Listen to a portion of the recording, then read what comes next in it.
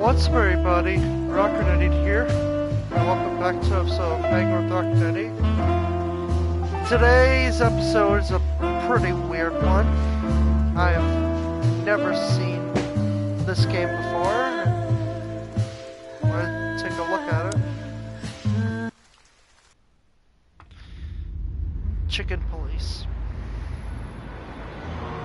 Like L.A. Noire, farm animals. I ran out to get a pack of cigarettes, but I left my wallet at home. Yeah, that's me. I'm getting old. My name is Sonny Featherland, an investigator for 20 years, and once the star of the predatory division of the Clawville Police Department, one half of the legendary Chicken Police. But buying a pack of smokes is more than I can handle right now. Maybe I should just lay low. Yeah, I'll do that. The most colorful place in the wilderness. For all the gods, what bullshit. The last clucking color left this city years ago. And slowly I'll turn gray too. Huh.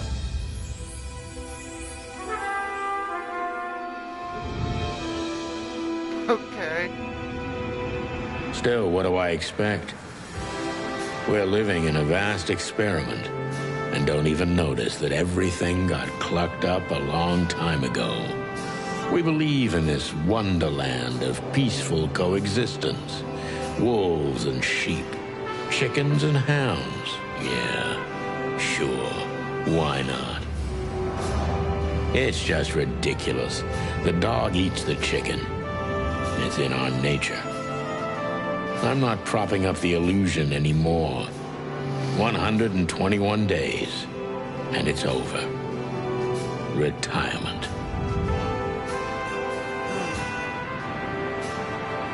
What could possibly go wrong? Why do you keep saying that? Something's bound to happen.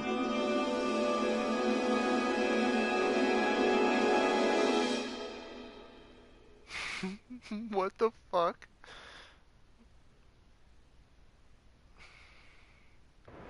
Ah, crap. My office lock is a piece of shit if a dame can pick it. She stood in the darkness. The light painted stripes on her body. It whispered secret little things that were never there in the first place. But she was no zebra. Reality was just a light switch away. Elizabeth or Charlotte?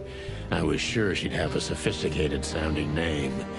She had a bygone look in her eyes, older than this ancient building, and perhaps the whole city itself. Or maybe I'm just drunk. But she was the first womanly thing in my place for a long time, so I had to give her a chance.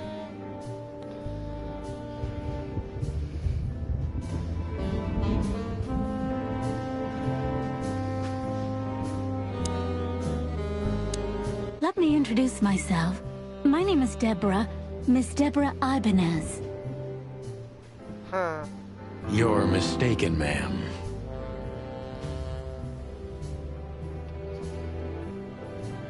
Oh, really? Please enlighten me, Mr. Featherland. I'm not a private eye. I'd recommend Mr. Philmar Lowe instead of me. He's a nice guy. Believe me, Mr. Featherland, it's not an accident I came to you. Look, miss, I work for the police, and I'm currently on leave. I couldn't accept private commissions even if I wanted to. Not even from a classy dame like you. Am I that easy to read? That's my job. But tell me, since you've invited yourself in, would you like a drink? I don't usually drink. Well, I've got to have one, and it'd be rude of me to drink alone. So, maybe some sherry? If you insist. But bourbon, please. Ah, thank the wild ones. That's all I have. What a coincidence. So come on, spill it from the beginning. Hmm.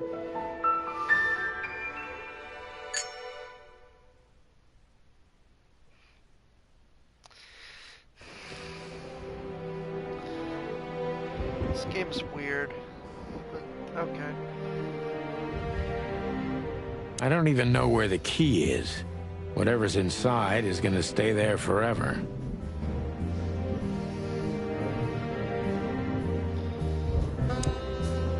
Who is this dame, anyway? And what the cluck is she doing in my apartment on New Year's Eve? Ha!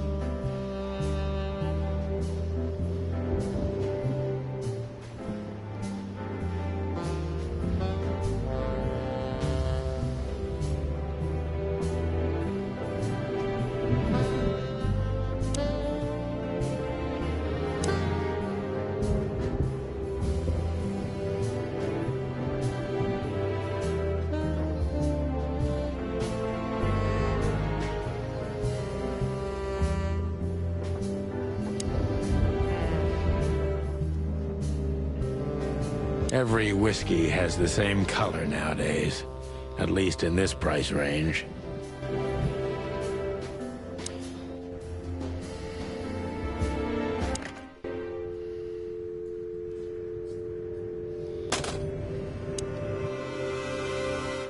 I promised myself I'd write a novel one day.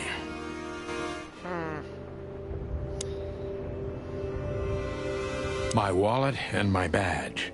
The wallet is real, the badge ain't. Chief Bloodboil took mine, so I got this one out of a pack of cornflakes, just in case. Oh, okay. My last cigarette. You're lucky I don't have a light, pal. Okay. She doesn't seem so dangerous that I need to grab my gun, but you never know.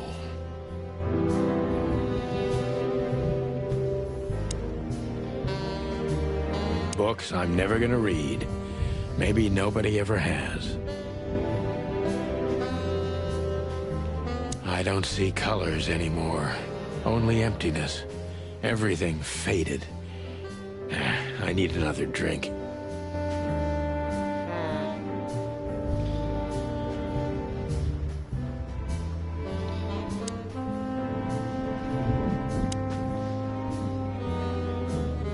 We used to be star cops a few years ago.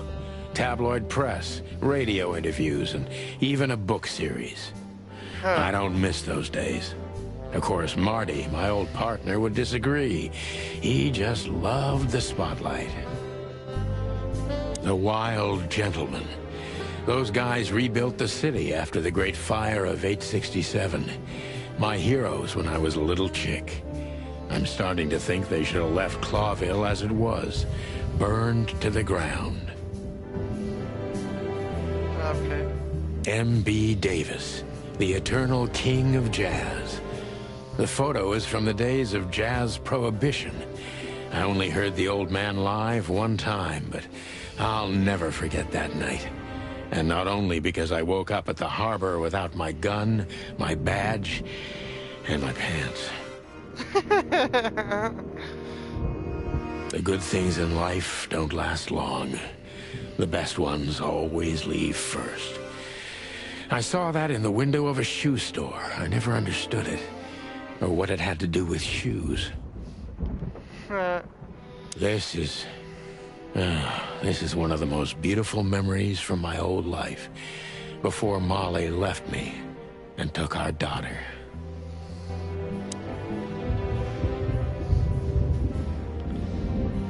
I don't even know what these papers are. I don't know anything. Just a bunch of useless crap in there. That's better. Now, if I understand correctly, your mistress is receiving threats. What kind of threats, exactly? It's a very strange matter. First, there were letters. Then it came printed on a wine bottle's label, sent as a gift. Then carved into a brick, thrown through the window. And finally, they painted it on the wall of the house in giant red letters. I think it's time to dig a little deeper. If you don't mind, I'd like to ask you some routine questions. Please, that's why I'm here.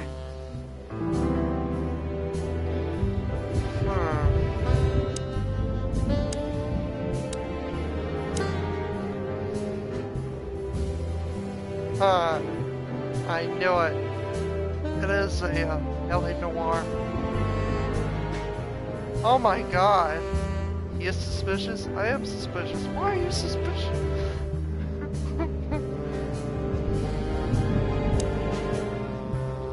Ah, crap. I wasn't much of a face reader. So many options.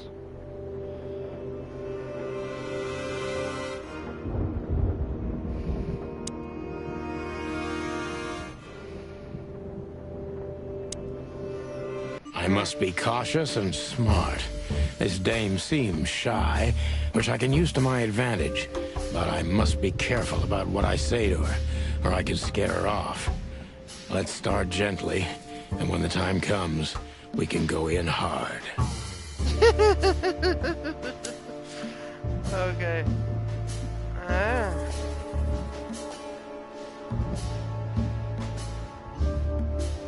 Who exactly are you, ma'am?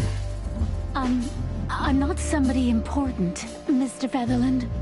You're important enough to deal with such a delicate matter, right?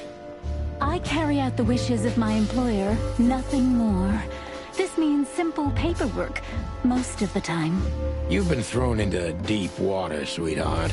Tell me, can you even swim? Believe me, this is just as unpleasant for me as it is for you, if not even more.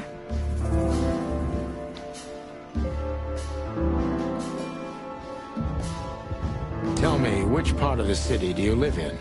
Calavera Hills? Flowerville, maybe? Look, I don't want to answer that. I'm here on behalf of my employer, and not on personal business. Fair point, Deborah. Let's try a different approach.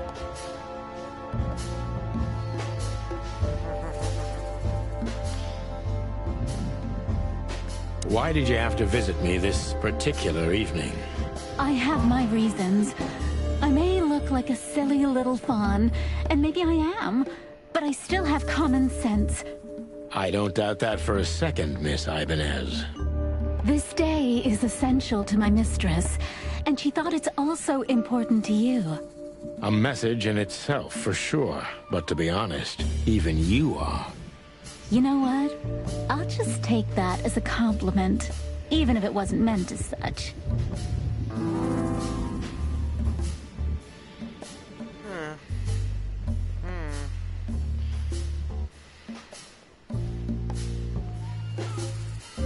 Why did you come to visit me? Why not your employer herself? My employer is Miss Natasha Katsenko. She hasn't been leaving her home lately, only if she really has to. How so? I was right. Miss Natasha is afraid. She's scared because of those unwanted messages, and everyone knows who she is. So she's that kind of woman. I don't know what you mean. Of course you do, Deborah. Thank you, by the way. We're finally getting somewhere. We avoided the point long enough. Deborah's hiding something, no question. Let's focus on that.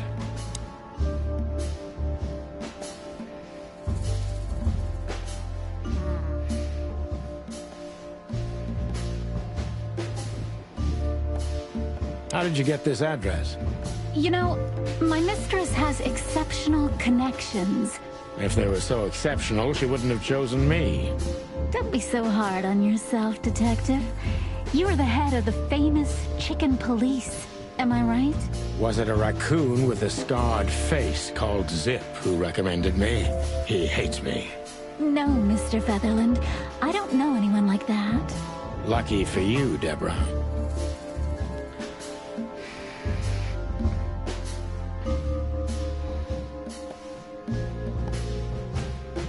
I'm sure it's not intentional, but are you toying with me? I'm not sure I understand you, Mr. Featherland. Cut the crap, Deborah. You're a pretty smart girl, and you can't hide that no matter how hard you try. But ever since we've been talking, I couldn't force one single straight answer out of you. I'm starting to think I'm terrible at what I do. I'm sorry, Mr. Featherland, you're right. I'll try to be more straightforward next time. I appreciate that, ma'am.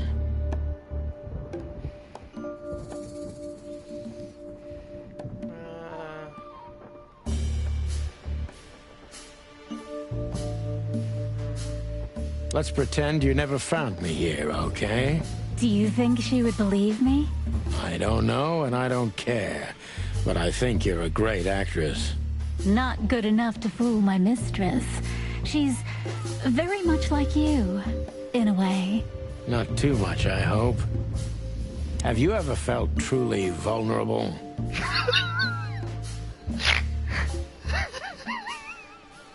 Honestly, very often, Mr. Featherland. Great, because that's exactly how I feel right now, Deborah. I'm sorry if it's too unpleasant for you, but we had no one else to turn to. You know, I get that a lot, and it never ends well. Do you like happy endings? Not in books or movies, but in real life it would be nice for a change. But this is Clawville. Not many happy endings around here. I knew you were romantic at heart. LA Noire Animal Division. If what's between me and my whiskey could be called romance, then yes. Chicken police. Maybe. A little.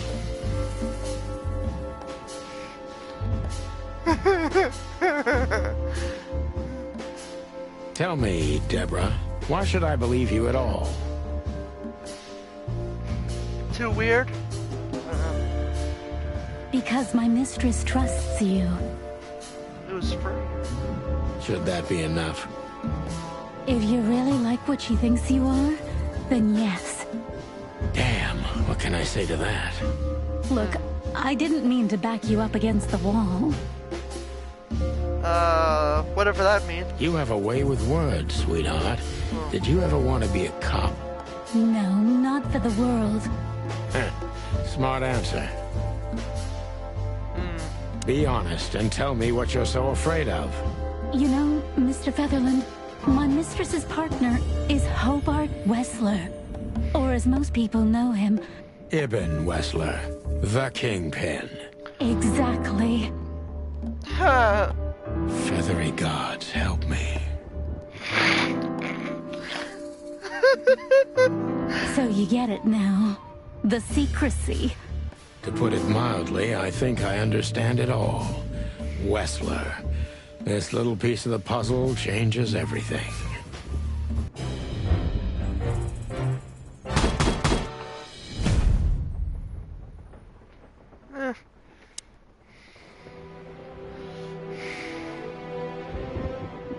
At least I got all the answers. Let's see.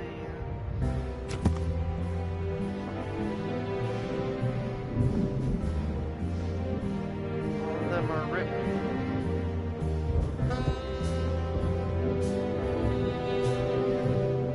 Ibn Wessler. What?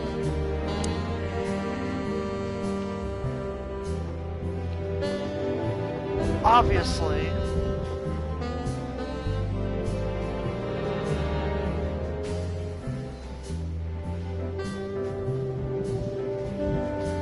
Oh man.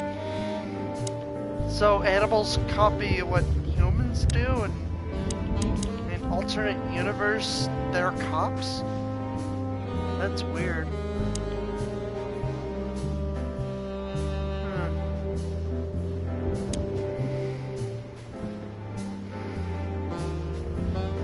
just found this on PlayStation Now.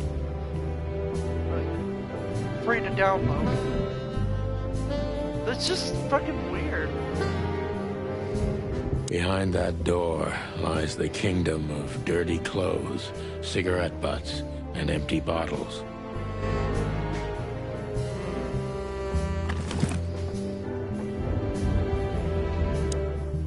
Huh. It's all the stuff I was carrying. Oh, that makes everything look better. I need a secretary. Okay. Why don't you take it to the police? Just go there and file a report. Photos, flashing lights, fingerprints, you know the drill. The evidence is very clear. Even a moderately talented detective could easily wrap this case up. Or just try the phone. 555-111. Huh? Please, take a look at this. Well, okay. Let's see.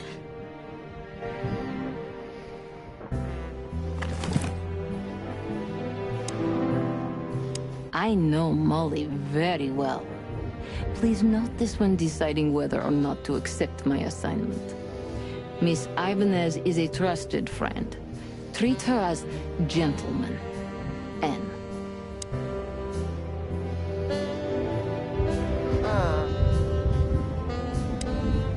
I felt like I'd been hit on the back of my head with a blackjack. Reality tilted. Molly. Good gods. What was her name doing there? I glanced at the opposite wall with the well-worn picture frames. Like an eternally dark hole in the wall. A missing piece. She was wearing a light silk dress and singing a lullaby. The waves caressing her beautiful long legs. Why Molly? Why now? Mr. Featherland?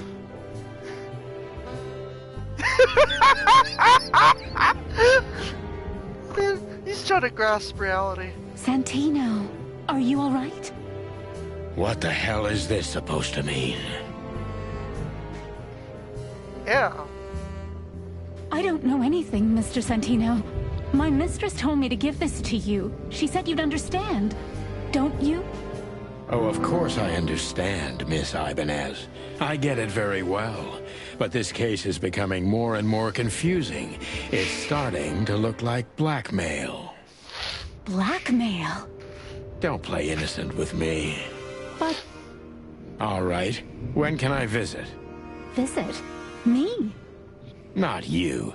Miss Katsenko. Oh, yes. You can find her at the Tsar Club. Didn't you tell me she's not the social kind? That she's especially unsociable? Or does she only like loud and crowded clubs? No, she's really not like that. But she owns the place. Judging by the flyer, it So must in be this a world, very the busy Penguin's club. actually the Penguin? Especially on New Year's Eve, right? I'm sure you'll have no trouble finding Miss Katsenko. But there's one small problem, Mr. Featherland. Let me guess. Mr. Wessler better not know about my visit. Exactly. How did you know? Bang. 20 years experience, ma'am. Oh, and please, call me Sonny. It was a pleasure to meet you, Sonny. I'll talk about the rest with Ms. Katsenko in person. A good friend of mine would be happy to take you home if you'd like. I'd appreciate that, Sonny.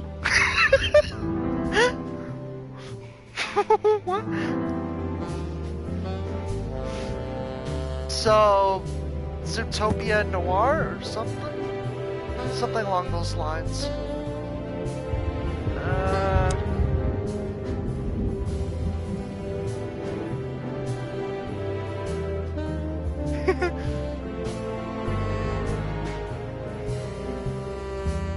Yeah, and the Kingpin, of course.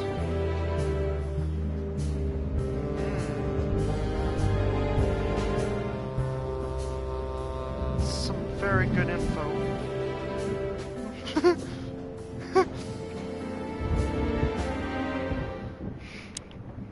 call him at any time and bother him.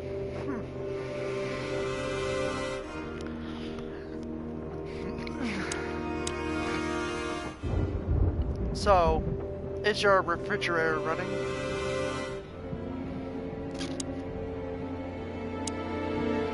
Thank you again, Mr. Sonny. Don't mention it, Deborah. I had no other plans for today, except drink. But tell me, do you have a light? I'm sorry, I don't smoke. Thought so. You're coming with me. Wait, you can look at her? Legs that go on for days. Deep, dark eyes. Silky skin and voice. You're in big trouble, pal. God damn. Just a phone call and a good friend of mine can take you home. Thank you, Sonny.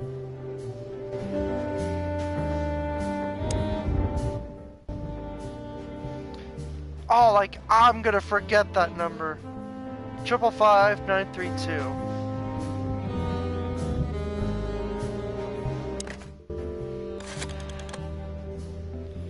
Oh, God, no. Let's see, 5, 5, 5.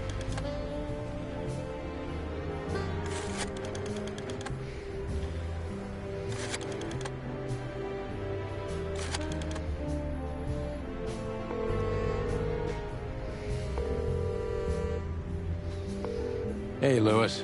Am I bothering you? He's already starting. No. Of course not, Sonny. Old friend, what's up? Could you come over? I've got a favor to ask if you're not busy. For you, anything. Just a minute. Lewis arrived a few minutes later. He lived in the rooms above, so it wasn't difficult getting here. Not to mention that he's a rabbit. It was a quick hop. The Atlas Hotel was his inheritance. It was once a well-renowned place, but not anymore. The last economic crisis ruined it. And now, besides me, he was the only resident of this enormous place. Christ. Ah, oh, there he is. Thanks for being so quick, Lewis. Can you drive Miss Ibanez home? I have some things to take care of. Of course, Sonny. You know, anything for you. Thank you for being so considerate, Sonny. I appreciate it. Don't mention it. Goodbye, then. So long, Deborah. Before I visit the club, I have to take a detour. I've got a feeling that this case isn't going to be a one-man job. And there's only one bird in this city I can trust. My ex-partner, Marty. He's going to be at the station. I can only hope he'll be willing to talk to me. My bedroom. Sort of. Huh.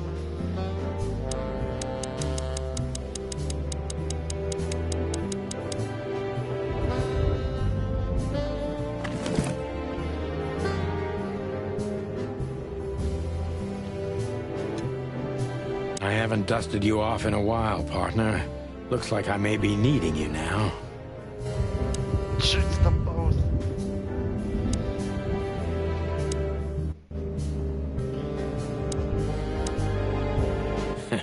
I hope the old bunny had nothing important to do. Huh.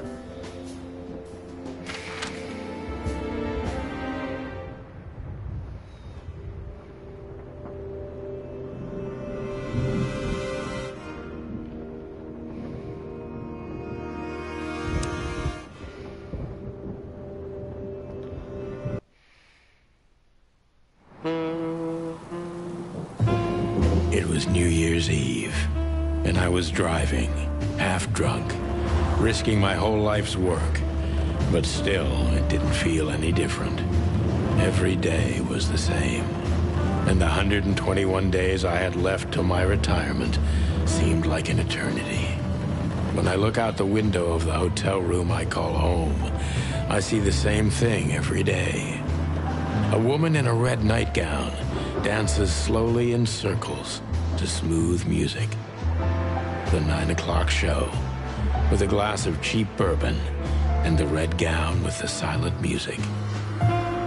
In the meantime, the proud city of Clawville is slowly eating itself alive. And we're still here, with nothing left to lose but our sanity, while others, the smart ones, had already gone. Molly. Does her name really upset me this much? All those years of solitude, and I still jump without question every time I hear it. And then there's Marty, my ex-partner, who hates me.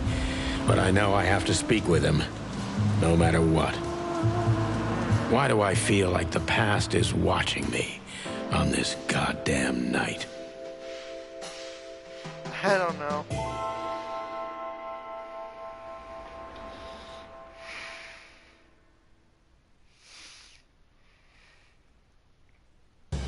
I knew where to find Marty. At the station, we'd always draw straws about holiday duty. Marty never joined in. He always took the New Year's Eve shift, even though he had someone to go home to. I understood. 10 years ago, we survived a night the press called the Bloody New Year. Forgotten by Clawville, but not by us. We both left parts of ourselves behind that night. No.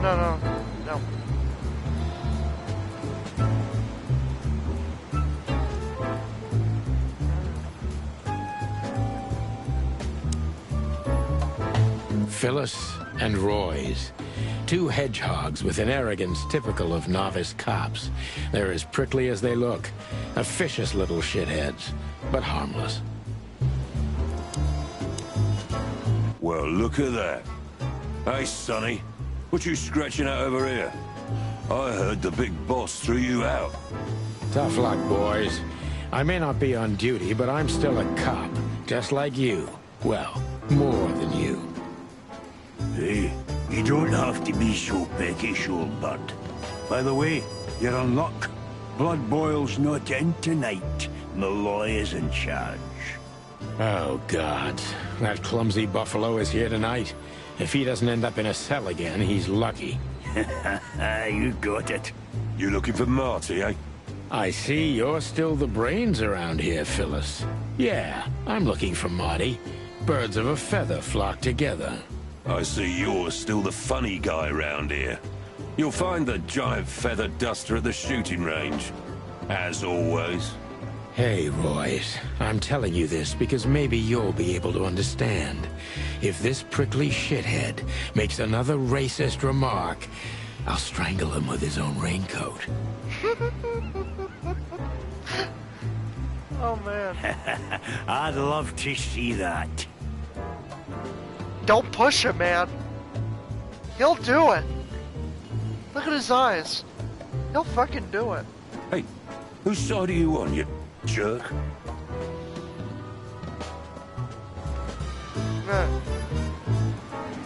Back in the day, I used to patrol the city's streets in one of these. I don't miss it, but it used to have its advantages.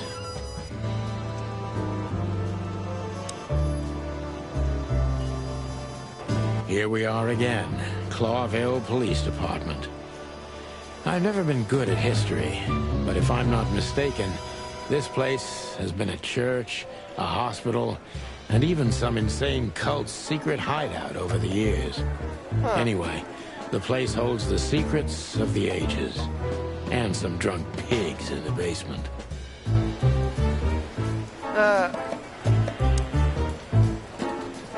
Mort Mardigan, a notorious deadbeat. Poor guy's been blind since his teenage years, but that doesn't stop him from running into trouble.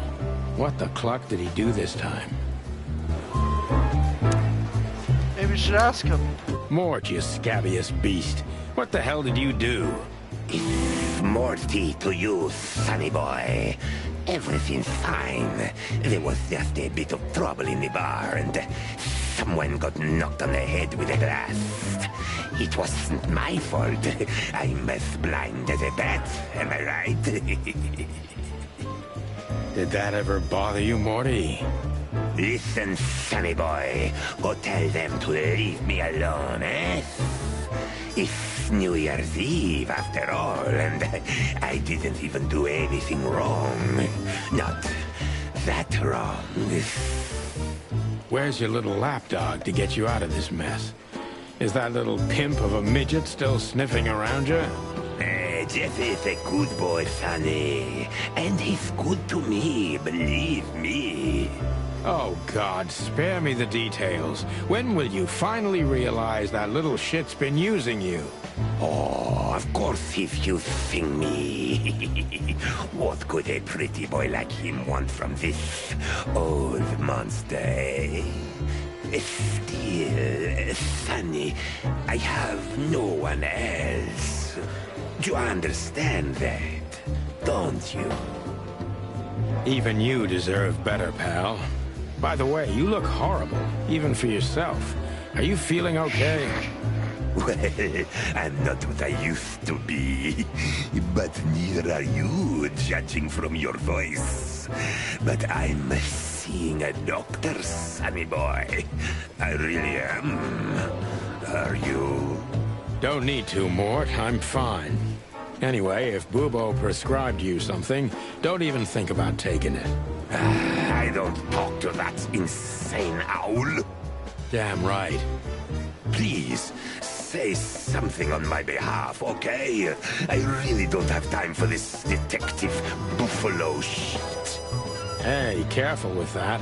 Buffalo Malloy is the chief today. Like I care.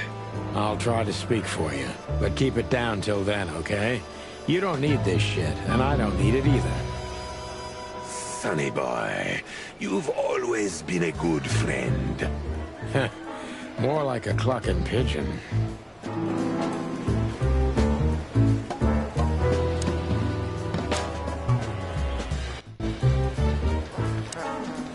He's not a bad boy, by the way. What? Holy wild ones, look what the cat dragged in. Hello to you too, Bosco.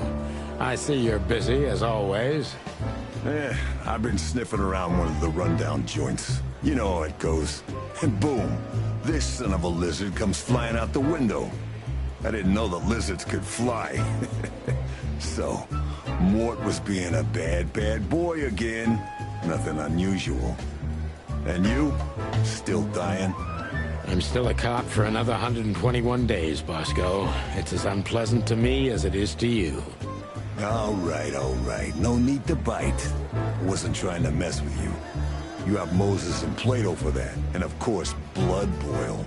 Let's hope I won't run into any of them tonight. Looking for Marty, eh? Ever since you left, he's kind of lost. He's trying to hide it, but he's not the same bird. Well, I don't think we'll have a teary reunion, thinking about how we parted. Let me give you some advice, Sonny. Let him rage. He'll be the same after that. Anyway, he was the one that shot you, right? You should be mad, not him.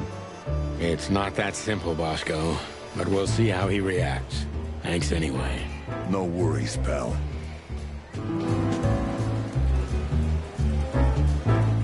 One of Blood Boil's favorites. Mainly because he's a dog, of course. Officer Jardine. They say she's clever, smart, and dangerous. We need more of her kind in here.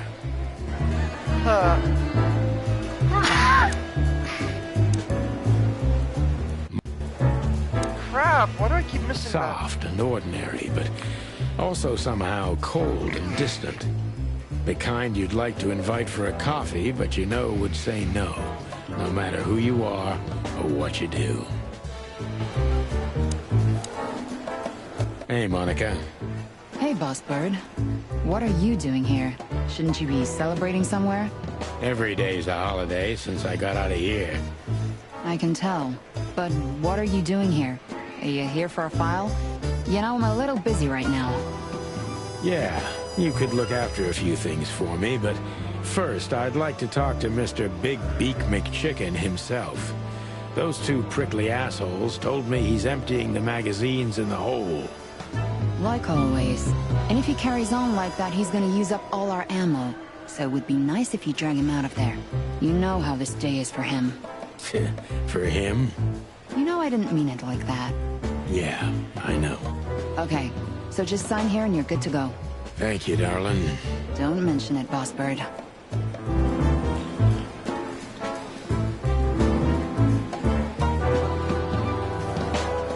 I'm really not in the mood to meet Deputy Malloy, or any of my ex-colleagues from the Predatory Division. Okay. Honor, strength, unity. For the love of the wild gods, I'm gonna be sick. Marty drinks this shit. I've never tried it, but I'm pretty sure it's gross, and probably toxic.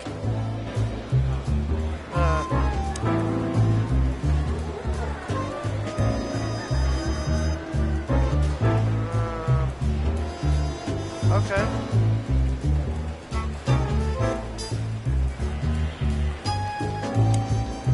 Can't react.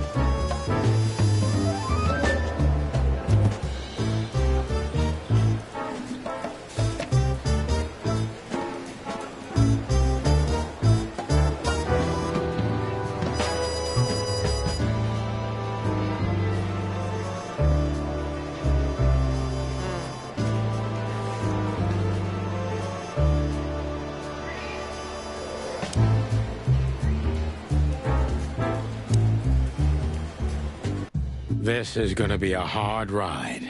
Last time we saw each other, he had a smoking gun in his hand, and I was bleeding. I don't know how we can get past that, but it's worth a try.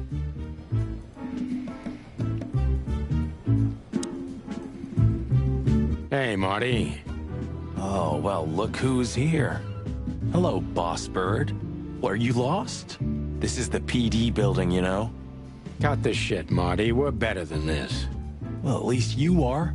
Better than anyone, huh? Marty, come on, let's forget that. What's past is past. Easy for you to say, Sonny. Damn it, Marty, you shot me, remember? I almost bled to death. Hell yeah, I remember. Unfortunately, my aim wasn't good enough. I need your help, okay? That's what you want to hear. Well, it's a start. Okay, I've said it. I won't do it again. Yeah, right. So, are you in? Just for tonight. Small case. We'll wrap it up in no time. What kind of case? A personal one. How personal? Very. The kind of case where if you come with me right now, you're not on duty anymore. Ooh, damn, Sonny. Stop it right there. I'm in. That's it? Do you know how boring life is here without your stupid, reckless shit? Soon enough, I'll shoot all the ammo in here out of boredom. Right, so, tell me, what's it about? I'll tell you in the car. Ooh, can I bring Bertha? Ah, for the love of... Marty, this is a routine case. You can't bring your shotgun, okay? Bertha stays. Okay. But at least Susie can come, right? All right, Susie can come. That's what I want to hear.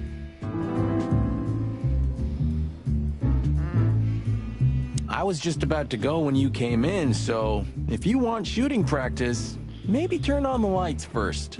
You're right. I'm gonna do that.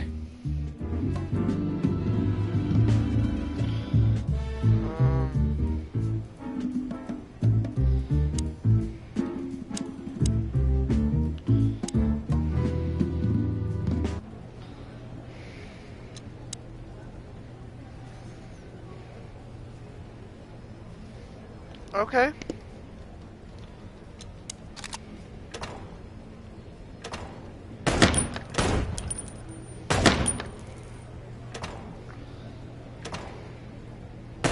Wait. You're also bad guys?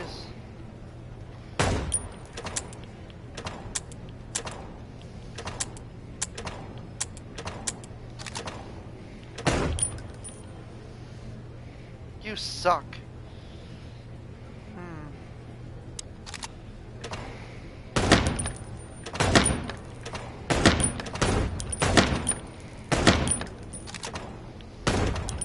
Shit, that was a hostage?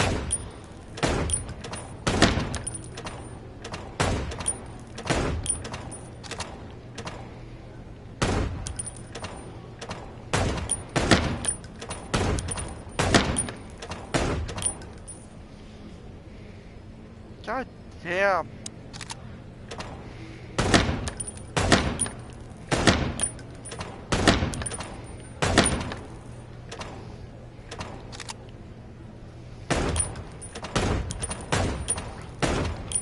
Fuck.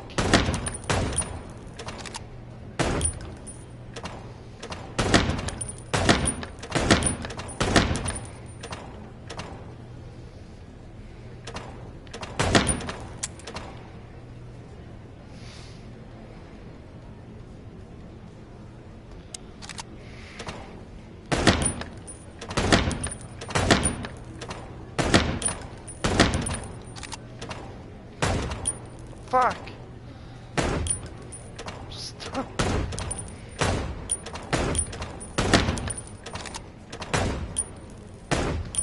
Jesus.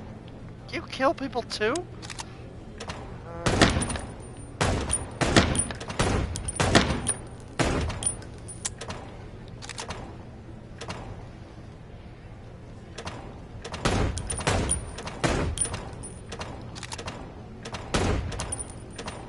Fuck.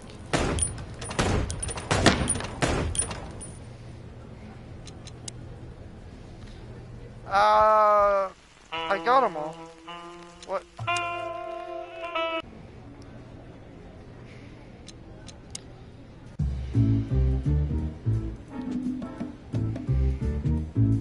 Still drink coffee? Yeah, my only poison. Except for guns, of course. And women. We could visit our old haunt. What do you think? Oh, a nice cup of Zips coffee and the hot dog. I'm in. Oh, and maybe we'll get into a little fight too, huh? If it comes to that, I'm leaving you without a blink. Oh yeah, like last time? Those were, different times, Marty. With a different Sonny. Well, all right. To the city, then. You don't have to come with me, you know. Okay, I know. Let's go. Sonny, there's a little problem. Not so little, and it smells, too. What the furry hell is Blood Boil doing here? Well, it seems we can't avoid speaking to him. Oh, yes, we can. You have your rifle with you, right? What? Just kidding. Sort of.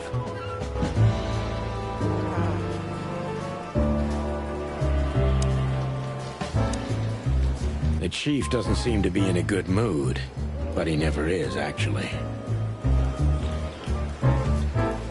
Blood boils, bloodhound. What a surprise. The two pigeons back together. And without my permission, of course. Chief Bloodboil. Damn. What was that, Santino? Nothing, sir. What a lovely evening. Am I right? I don't want to hear your crowing, Santino. What the hell are you doing here? Hey, careful with the racist barking, old hound. Oh, it's getting hot in here. Can we just skip this part? It's New Year's after all. And you're on duty, if I'm not mistaken, Martin. Where do you think you're going? That's it, boss. To serve and protect. Sonny was in the neighborhood and stopped by to say hi. He's a cop too, right? Only on paper, and you know that very well, Detective. I don't want any trouble, boss. I just wanted to say hi to Monica, and then this feather pillow showed up. I invited him to grab a quick coffee. You can allow him that much, can't you? Your coffee breaks usually end up in shooting or brawling, chickens. Oh, just a coffee, boss, I swear. Oh, have a heart. It's New Year's Eve, and I haven't seen my old partner for so long. How touching. You shot him with a shotgun, if I remember. Family quarrel. Yeah, family quarrel. For all the marrow bones of the world, get the hell out of my sight. Have a lovely evening, boss. You especially. Fuck off right now, Santino. Okay. We can't avoid speaking with the chief first. And it would be nice to say goodbye to Monica, too.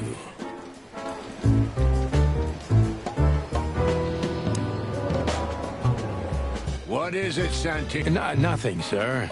And you need something, Martin? No, sir. Then get out of my sight, birds.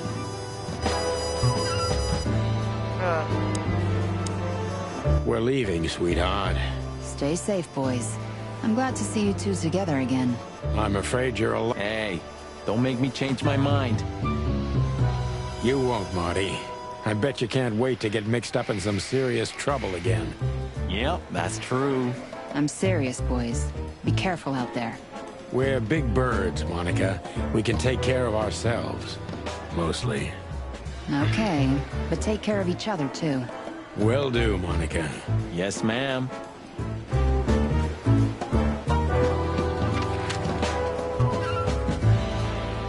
Time to go, partner.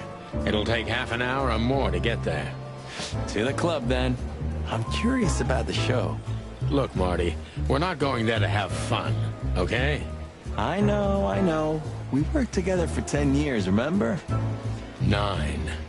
Oh, do you have any gum? Of course not. Chickens don't chew. Well, I'll go crazy on a long ride without it. And I'll go crazy from you beaking it. Ah, Sonny, it's a pleasure working with you again. Okay. Midnight had passed, and the intoxicated madness kicked in. We could only crawl along Shalva District's main street toward downtown. The city's heart beat differently. Ancient buildings were defaced by neon signs and billboards, like half-drunk lovers on a fine leather sofa. Great old houses neighbored by garish modern blocks. A place that makes the head hurt. The Tsar's huge neon sign was visible for miles. A blazing red sign advertised tonight's main attraction, the amazing Natasha. Cops were never welcomed at places like this. I hoped we were too late for the show. We had to be inconspicuous, but it was never easy with this bird mountain by my side.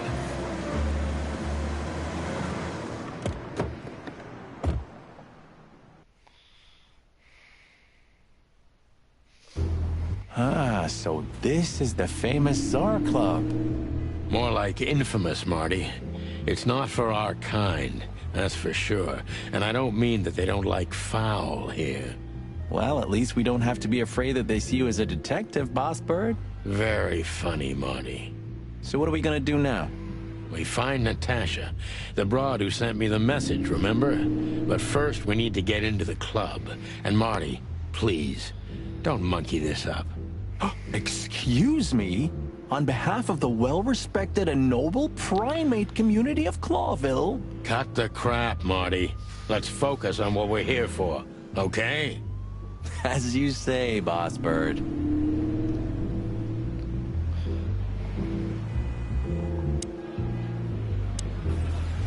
Howdy, pal. Gentlemen, how can I help you on this wonderful, chilly night? We're expected in the VIP lounge. My apologies, but I don't remember ever seeing you gentlemen here before. May I ask? Stop right there, big guy. I get it. Yeah, I know exactly how this works. So what do you have to do to get in? Nothing's easier, sir. Are you on the list? The list? Yeah, don't tell me you forgot. I'm afraid I did, Marty. Sorry, big guy, but I'm pretty sure we're not on the list tonight. That's a shame. I'm really sorry, sirs. In that case, you can't come in. Yeah, right. Thanks. My pleasure, gentlemen.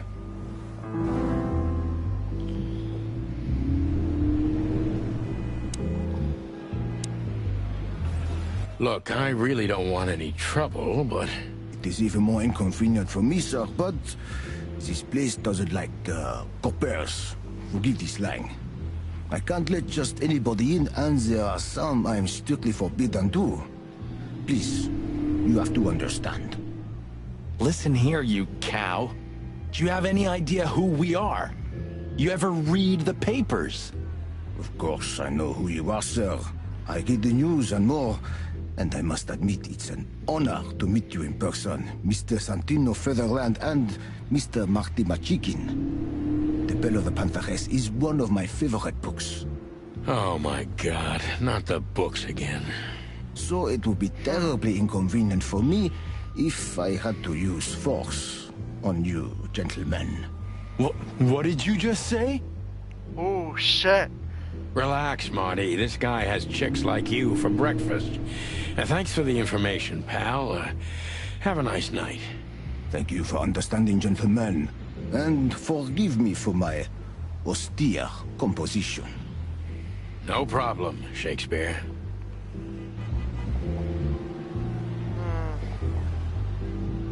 Look, I really don't want any trouble, but...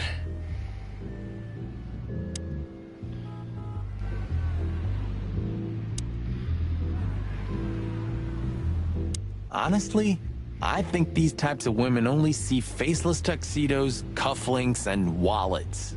And in the mirror, they're just brooches, necklaces, and earrings. Don't be so radical, Marty. They're women. They live by different rules. That was kind of deep. It's not. Just bullshit. There's more where that came from. My ass. Ooh, teach me, master. When you're old and wise like me, you'll realize none of it is worth a damn thing. Wait, that was deep again, right? Maybe it was, Marty. Maybe it was. Amazing. Yeah.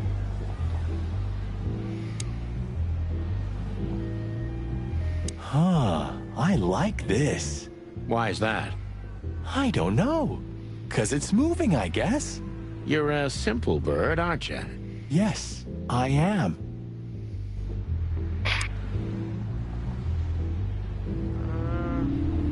One day, neon signs will cover the whole world, I'm telling you. You read that in some kind of science fiction book? No, it's just what I think.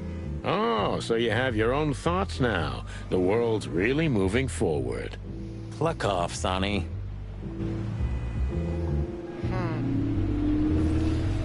Whoa, look at that. Isn't that the new... It is, Marty. A brand new 942 Silver Hawk. Haven't seen such beauty since I left Iveria. Of all that's furry. Whose is it? Maybe it's Ibn Wessler's. I guess he's no paper tiger. Yeah, he sounds like a fellow who drives around in one of these. Lucky bastard.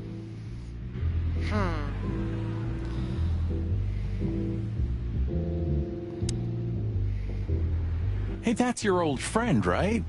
Wait, what was his name? Lawrence? Lamar? No, Liam. Lewis. Yes, it's him. To be honest, Sonny, I always thought that guy's not all there in the head. Nobody's perfectly sane in Clawville, Marty. But if not for this old rabbit, I wouldn't be here today. I'll never forget that. Should I thank him for that? Or kill him for it? You're reading my mind, boss. Sonny, my dear friend. Hi, Lewis. This is my partner, but I'm sure you already know. You have no idea how happy I am to meet you, Mr. Marty. I'm a big admirer of your work. Pleasure's all mine, Lawrence. Lawrence?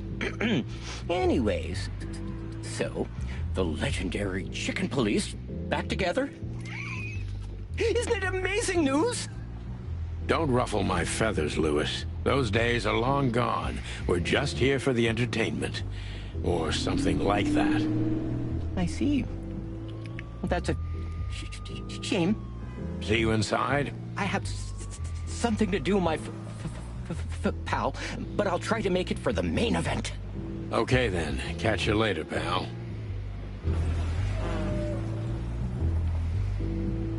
God damn.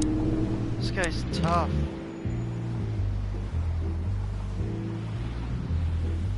Say, big guy, you know Mr. Lewis Hayworth? But of course, Mr. Hayworth is an impeccable gentleman, and also a frequent visitor of the club. Is that so? Good to know. And? I'm afraid that is all, monsieur. What can you tell me about the first lady of the place, big guy?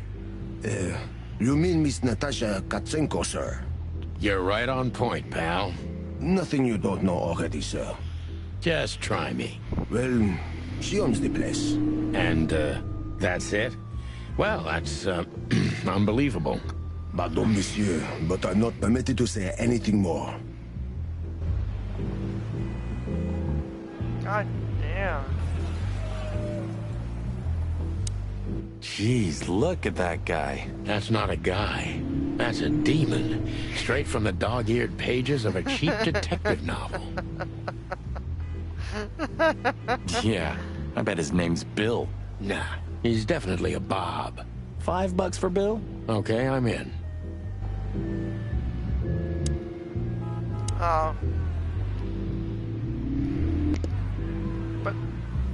But that fella's built like a brick shithouse. I don't think we'll be able to just sneak past him. Wanna bet? Not today, Marty. Remember, we must avoid suspicion. Okay. No trouble. I get it. It's okay, Bertha. Maybe next time. What was that? Nothing. Just the wind. Did you bring Big Bertha with you? Gods, no. What are you thinking? What idiot would bring a shotgun to a club? Was that a rhetorical question? Huh. Do you remember when the Clawville Chronicle was a really high-quality newspaper? You mean when they wrote something about us daily? Yeah. What exactly happened to them? Well, they got bored with us, Marty. And to be honest, so did I. But still, here we are working together again. Funny, huh? No. Yeah, hilarious. Let's not bother. Okay, boss. God damn.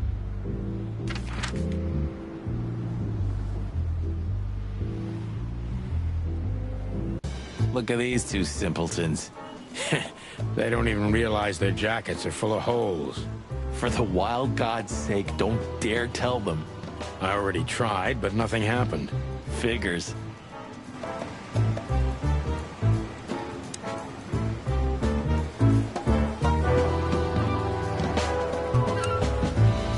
What is it, Santi? Nothing. And you? No, sir. Then get out of my...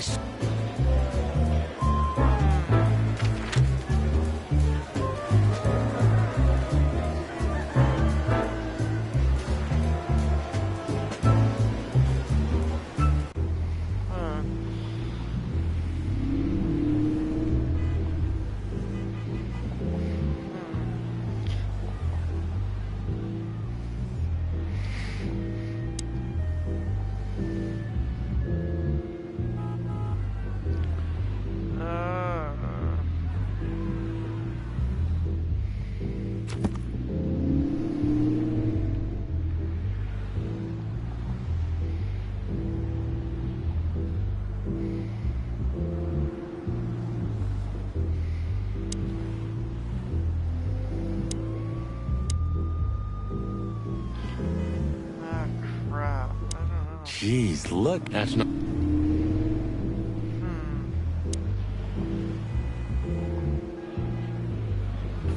Poor. Oh, bless you. Oh, Ouch. Poor seem what? Oh, bless you. It me. Oh, Dunno. Ouch.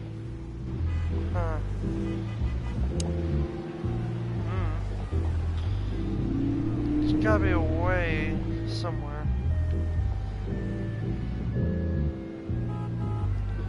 Let's just knock that giant out, shall we? Easy peasy. Let's just not do that, shall we?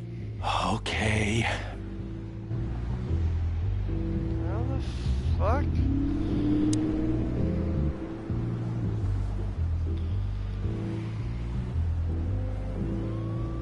What a beautiful work of seeing it and thinking about my little rusty cobbit.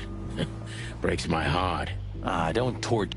Maybe it would be worth it. I think we'd be great gangsters.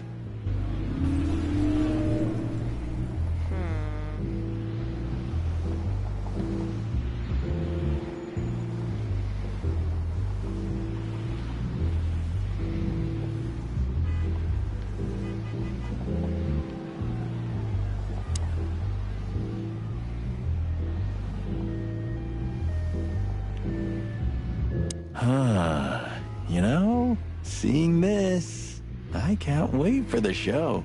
The girls? New Year's Eve's once a year, right? And we're not on duty. Have I asked how Laura's doing? Whoa, hey, I was just kidding, okay? My relationship with Laura is unwavering, like the rhino beauty on this picture. Interesting taste you've got. Feathers, scales, or dermal armor, a lady's a lady, my friend. Thank the wild gods for self-sacrificing gentlemen like you.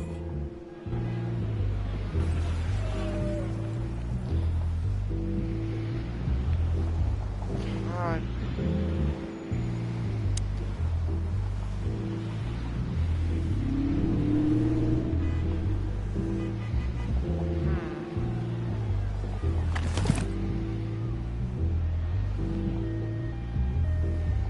Molly, my ex-wife.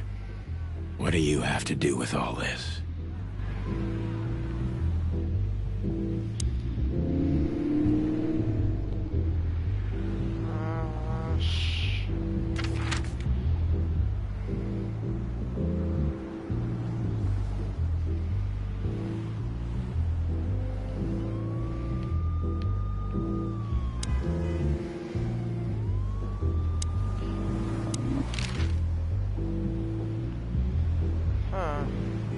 Jeez, look. Let's just knock that jump. Let's...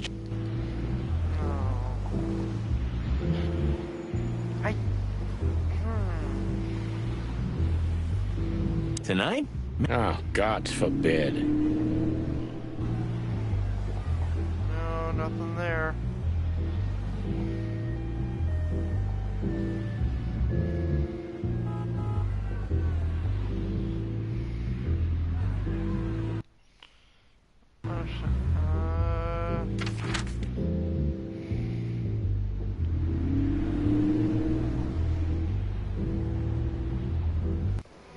Yeesh, my condolences, pal. I see your cleaning lady died. Yeah, she set foot in the bedroom once. I haven't seen her since. I didn't dare to go after her. Oh, I wouldn't want to go in there either. But what's that smell? Cigarettes and whiskey. Yeah, with a hint of dirty laundry, but no, this is lavender? That.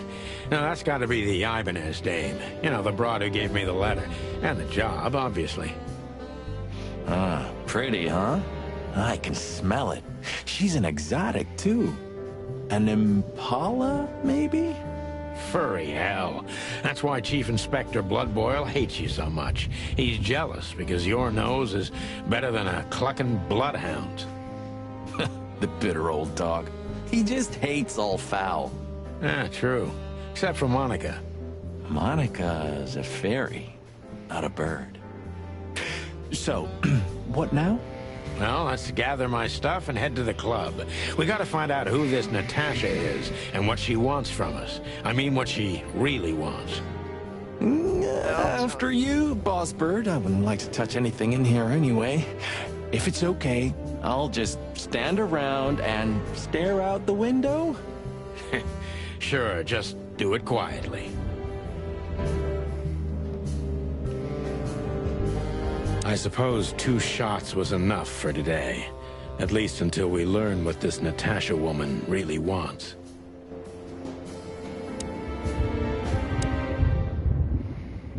My wife took all the good ones.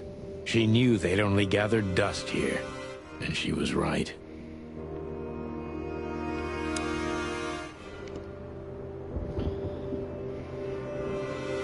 It would be best to board it up. It'd go well with this rundown neighborhood. It may be run down, but somehow I still feel like it's honest. Sure. You could live in Cockroach Town. That's an honest place, too. Has a similar stink. Believe me, Marty, I thought about it. Why am I not surprised?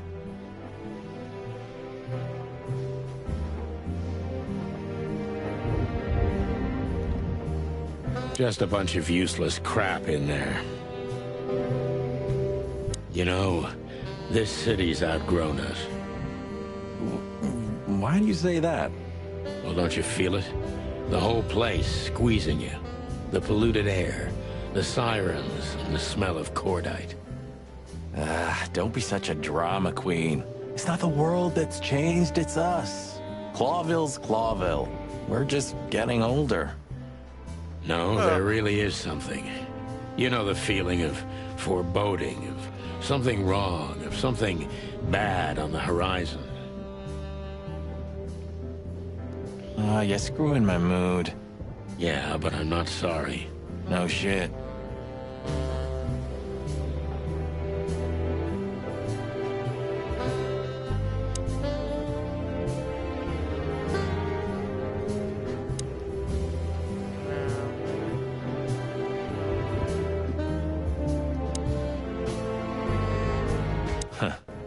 The old days. You know, I miss him sometimes. What? The hype? Us as celebrity cops?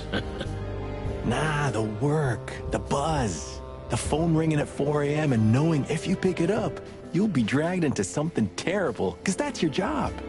And of course, you pick it up every clucking time. I'm not sure it's healthy to enjoy that. Hey, no healthy animal becomes a cop in Clawville. Yeah, true. So this is them.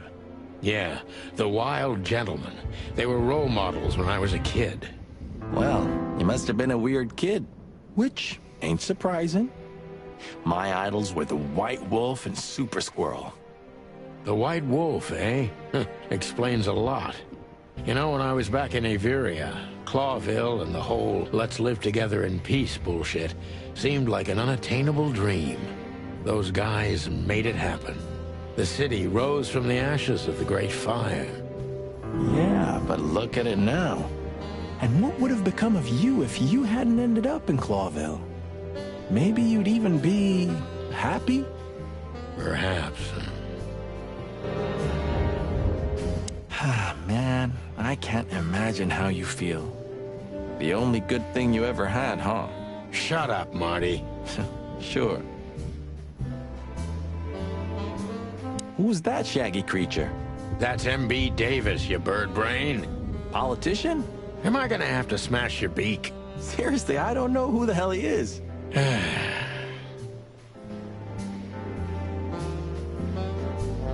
I didn't know you used to be a kindergarten teacher. But leather? It's history, so back off. I'm touched by the trust you have in me, Boss Bird. There are things better left undisturbed, okay? Yeah, got it.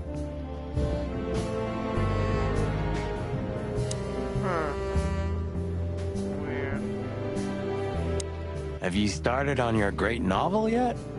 I've already started working on my will, but I realized I'd have to leave everything to you, so cluck that. Huh. Pity. I've always wanted a chicken coop smelling like old socks and bourbon. You'll have to earn it first, Marty. I'm gonna clean up here one day. Yeah, and one day the sun's gonna explode too. Sure.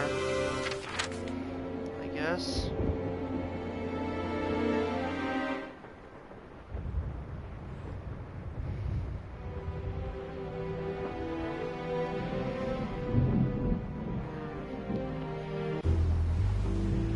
I want to try and get in, but...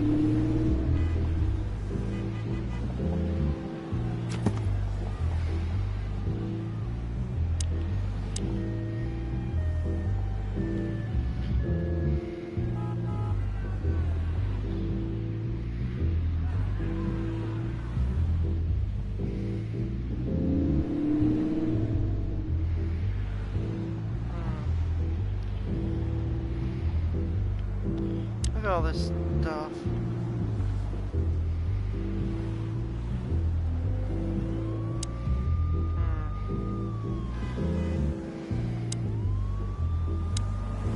Look, Lewis, that bouncer over there. Well, yes. He is a bit intimidating, but his manners are impeccable. Am I right? Yes, indeed, but it seems tonight we're not on his list. Oh, I see. Oh, I get it. I get it. You'd like to go in, but he won't let you. Yeah, something like that. No, no, no, no. No, no problem at all. Come with me. I'll talk to him. Much obliged, pal. Yeah, thanks, Bunny. Excuse me. Ah, jeez, what the hell's wrong with you, Marty? What? Did I say something wrong?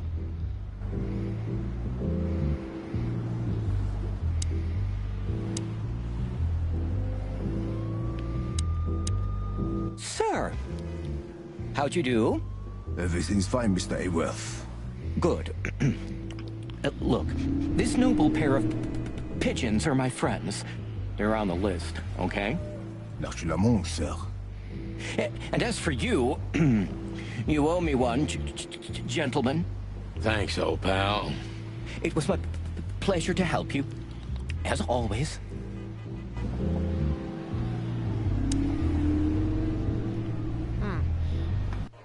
The jazz overwhelmed us. There was no band in sight, yet the music seeped from the walls like years of cigarette smoke and the smell of spilled whiskey. Behind the bar, rows of fancy bottles reflected the harmonious voices of pretty dames and the clinking of crystal glass. It was the kind of place that makes you drunk, even if you've never had a sip. A dangerous place for someone like me. No matter how alien I felt, it was strangely like coming home. Welcome to the Tsar. Well, here we are.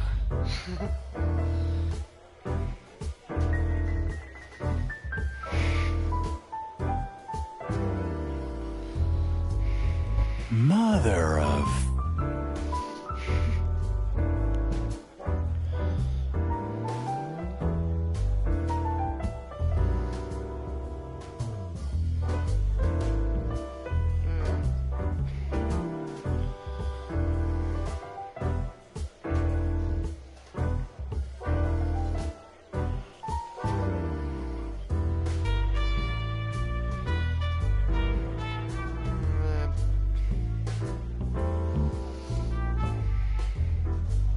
I take you to the nicest places, eh, sweetheart?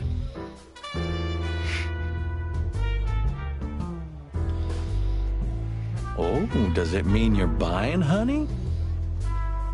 What the fuck? Don't even think about it. Ah, men these days. So, we're here to find a dame called Natasha. I have a hunch she won't be hard to find. Let's mingle and try to avoid suspicion. Just like always. No, Marty, not like always. This time it's for real.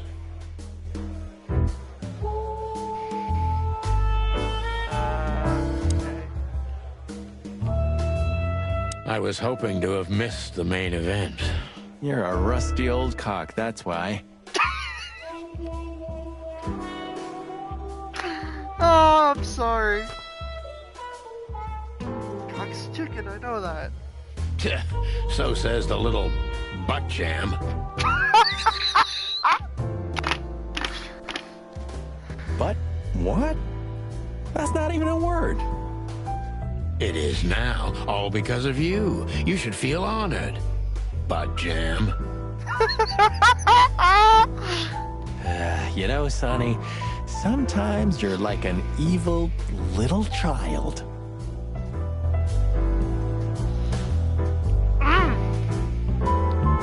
My new favorite word. So, where the hell is Natasha? Let's ask that stud over there with those nice gals.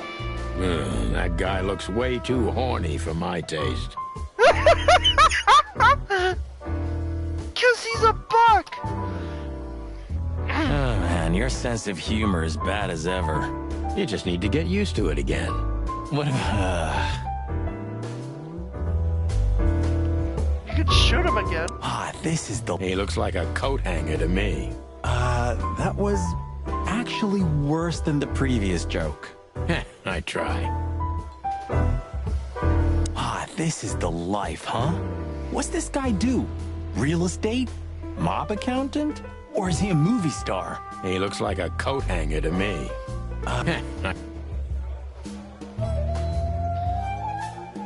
A fox is a wolf who sends flowers. What? The fuck? Nothing, I read it somewhere. Butt jam. Fascinating. I didn't know you could read. Ha ha ha, very funny.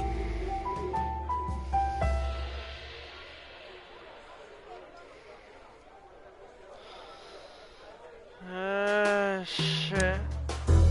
Anything else we interact with?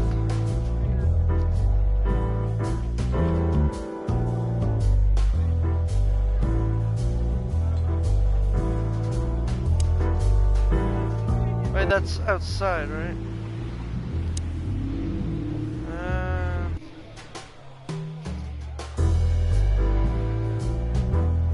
This is the...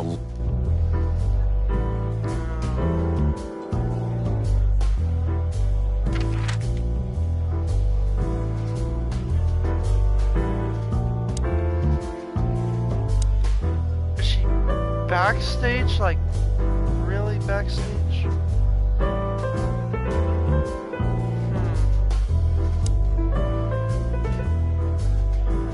Oh shit, there's a lot more to see here. What do you want? Hey, there's Philmar. Who? Oh, yes. Philmar. Because that's what he calls himself, right? You know him well? We had some seriously wild cases together, yes. Mainly in Averia, way before Clawville. Another place and another life. Sounds good. Like the blurb of some cheap Pulp Fiction book. Pulp Fiction. Yeah, it was the exact opposite. But the old bird's worth saying hi to.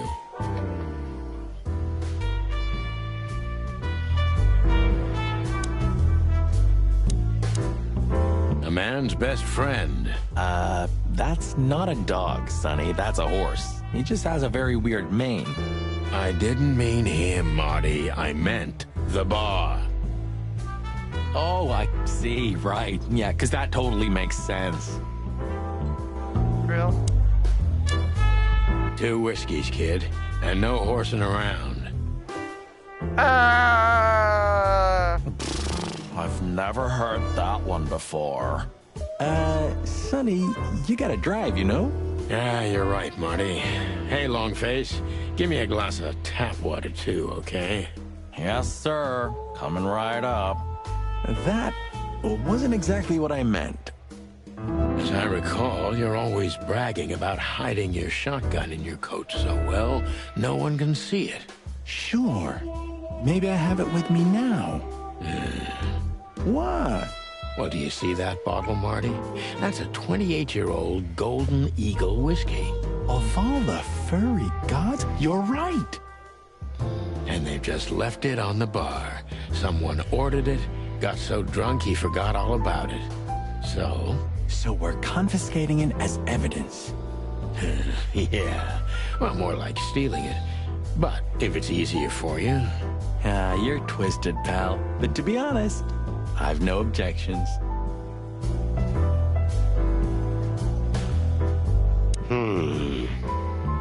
Look, Sonny, I know it's not my place, but Laura's father went to that guy when his, problems had gone too far.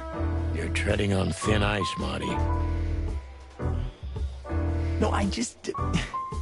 Look, fellas at the station are talking, you know? All kinds of things. Moses, Plato, Bosco, and the others. Talking, eh? About what? About why Blood Boil took my badge? About what an untrustworthy alcoholic wreck I am? Look, I'm sorry, it doesn't matter. Good. and let it stay that way. At least we're cracking this one together, yeah? Sure, Marty.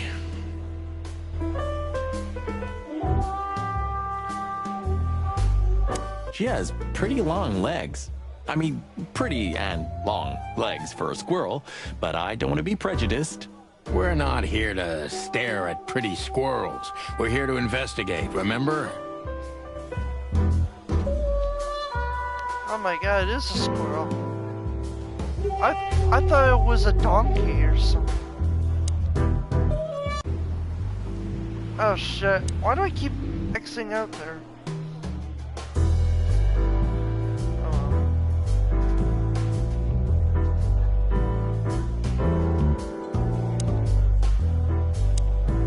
This guy is certainly not a gangster henchman. Of course he's not.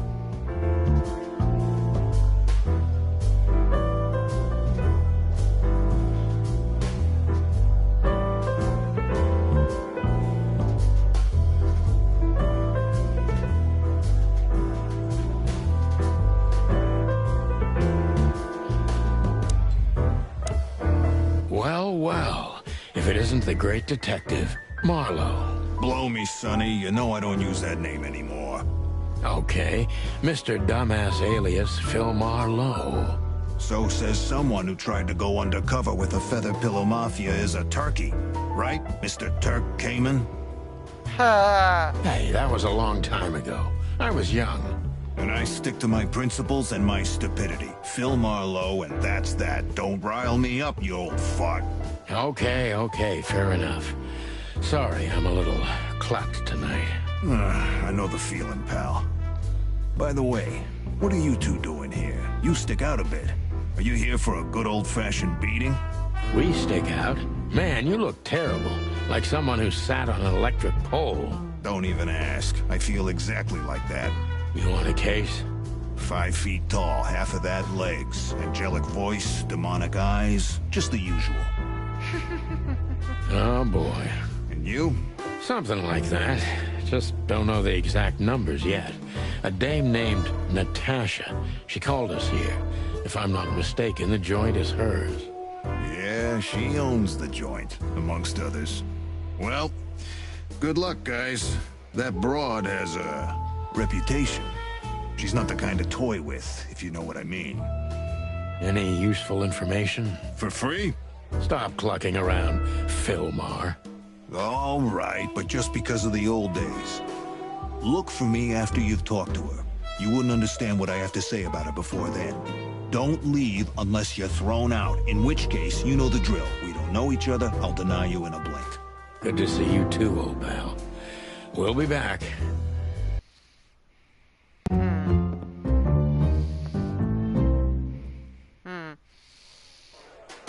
Oh, okay. What the fuck? Yeah, he's still there. I thought you left or something. What is it, Butt Jam? Nothing, old fart. What is it? What is it? Shut up. Remember that old... How could I even forget? Absurd, right? All that bloodshed for a piece of cheese. Yeah, hunger can bring out the monster in animals, right? And the wildest and most primordial instincts, no matter how civilized they seem. As you say, Marty. Weirdos.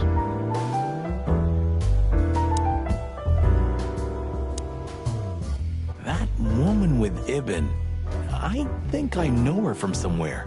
Maybe in your dreams, pal.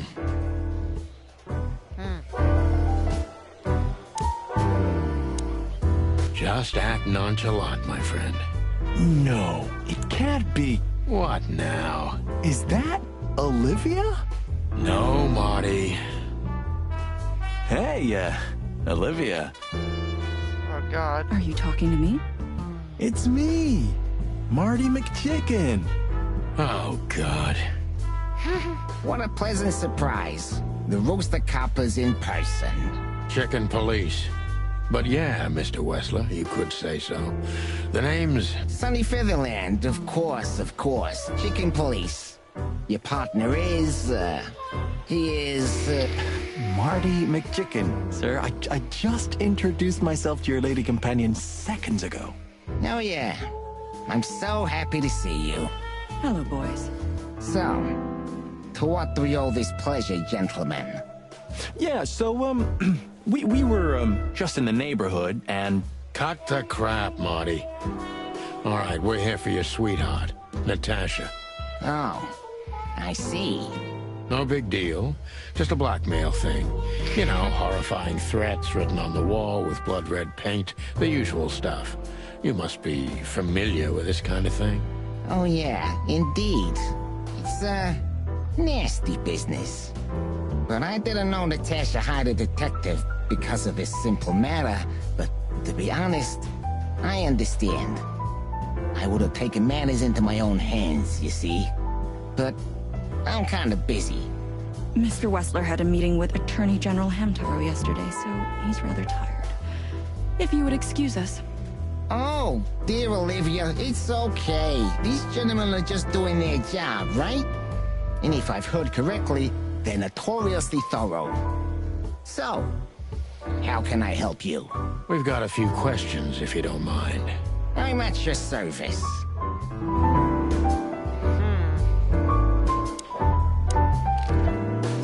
Nice bunker you got here. Well, thank you, but it's not mine. Not anymore. But I'm sure you already know that. Listen, detective. If you want to know something, please ask straight, huh? All right, Mr. Wessler, let's make this a bit more professional.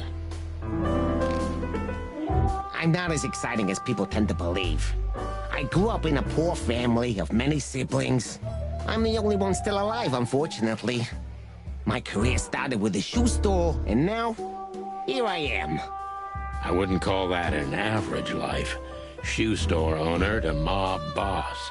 How dare you speak to Mr. Wessler like that? Leave it, Olivia, dear. It's just provocation. I'm sorry if I offended you, Mr. Wessler. Shall we talk about something else? Everybody knows Mr. Hayworth. He's an antique piece of furniture in this city, so to speak. Only a bit worn out. It's not my fault that he's so much in debt, detective, but the name of his family still rings quite loud in Clawville. Is that still worth anything? The name is just their name, of course, but the man behind the name is another matter, Mr. Featherland. You're a pragmatic rat.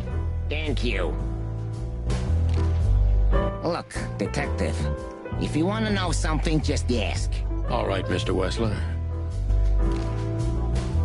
Has your assistant been working for you long? Are you talking about me? Yes, I'm talking about you, ma'am. Let me answer your question then. I've been in Mr. Wessler's employment for 6 months. Why do you ask? Oh, just routine questioning, you know. Most of them aren't good for anything. Just killing time. It sounded rude to me. Please forgive a detective. Olivia's a real firecracker.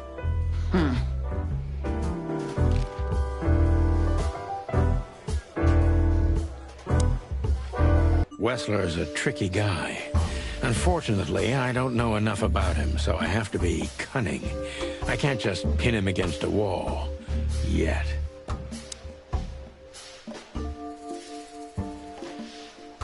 How did you feel when you heard about the blackmail? Honestly, I found it ridiculous. And now? Now I'm kinda interested. But I wouldn't call it blackmail yet. They're just empty threats. There were no demands. Good point. Thank you. Are we done? No, not quite. I'm sorry to hear that.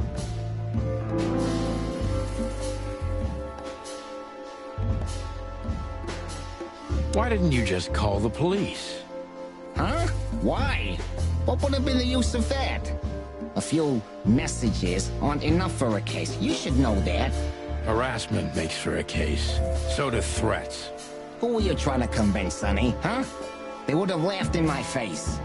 Anyway, you know, the police station. Once I set foot in there, I'm not coming out again. Your lawyers are too good for that, Ibn. Yeah, I guess you're right, chicken.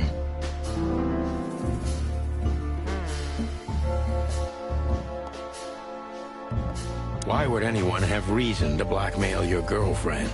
I don't know, maybe because she's my girlfriend? You think that's enough? It's plenty enough. Good point. Oh, are you finally getting to a point? Or do you really want to dig around in my private life? Because, people who do that end up in the alley, if you catch my drift. Very much so, Mr. Wessler. Wessler is tougher than I thought, and he's secretive. It's time to gently beat around the bush. Okay.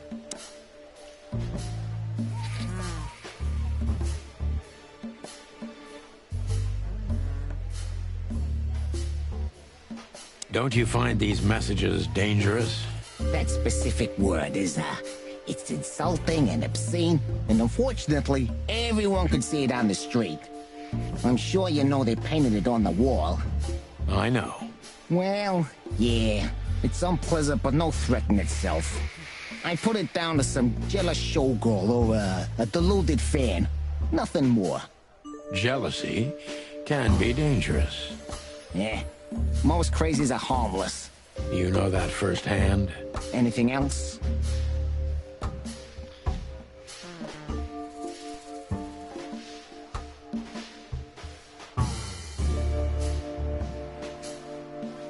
Business going well, Mr. Wessler? Depends on which one. Real estate, catering, charity, protection, extortion, bribing cops, contraband, the usual. Funny guy. How are the casinos? Fine, thank you. Gambling has always been a good business. Luck is expensive around here.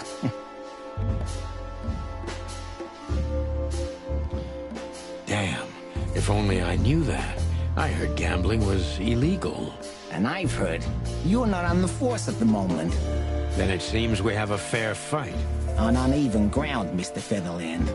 I'm not sure I'd stand on it for long, if I were you. That was candid. I try to be clear. Is everything all right between you and Natasha? Yeah, you don't beat around the bush, do you? Understandable, I guess. Naturally, our relationship is stable and perfect. I'm the setting, she's the gemstone. If you know what I mean. I rarely hear such poetry, but I understand exactly what you mean, Mr. Wessler. So, you have your answer?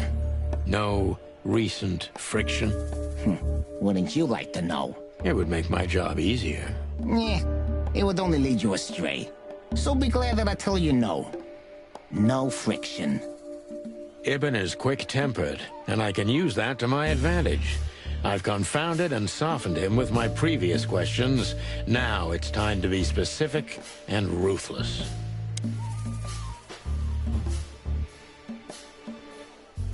Have there been similar threats in the past? Right to the point, yeah? I get it. But sadly, this is a dead end, my friend.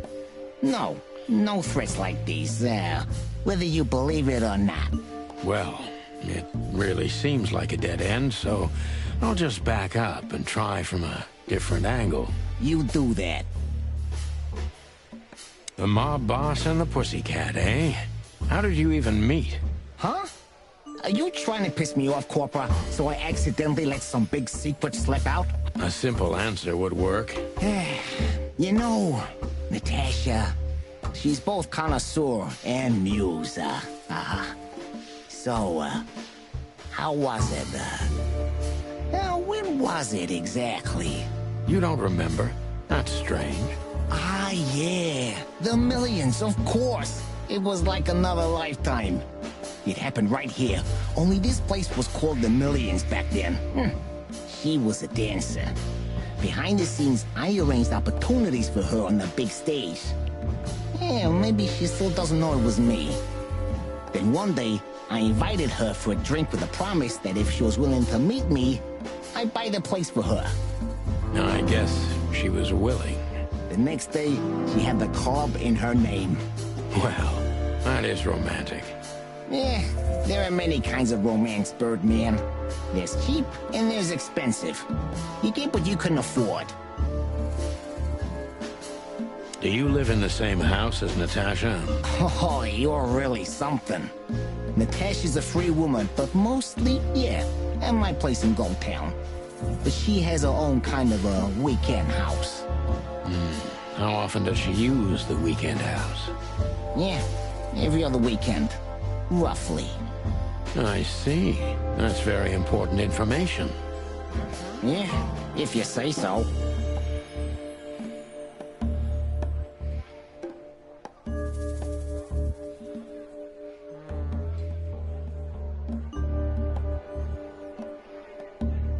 So Natasha feels like she's in grave danger, yet she's still going out alone. Yeah, I know what you're getting at. But I'm 100% sure of her loyalty. She's gone out very rarely since this started, and mostly in my company. Yeah, you know, I'm not sure if you do, but in our social circles, banquets and dinners are frequent. Illegal gambling nights. You got me there. Yeah, you're right. Natasha is crazy about the roulette wheel. Always putting it all on the red, right? Yeah, you're a real rotten bastard, Sonny. Although, yeah, always on the red. Yeah, right. So, can we meet your lady? I don't see why not. But first, please, listen to her sing. She's on soon.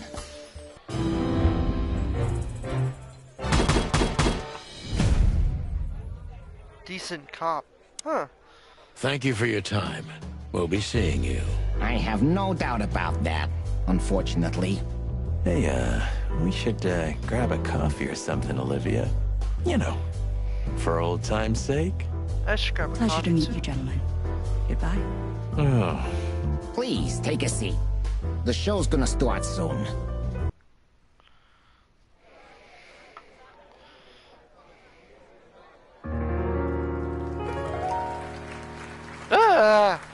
So that's what Kat's been doing.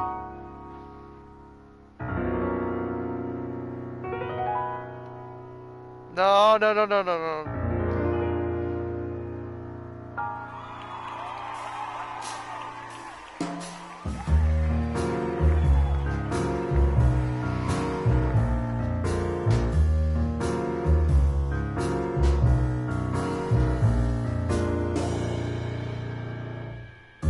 Bourbon moon hangs in the sky. My man has left with a golden smile. This is so funny. You can kill me, honey. I'm already dead inside. My body is an empty bottle. Come on, baby, just Whoa. Sonny. say Chloe's still lying in my bed, and it's dead.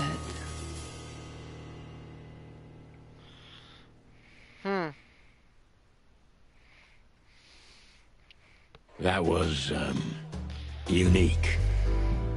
Oh, that is cute. Nobody has ever given me such a unique compliment before. Forgive me, my name is Santino Featherland. It doesn't matter what your name is. I thought so. You look more or less like I imagined.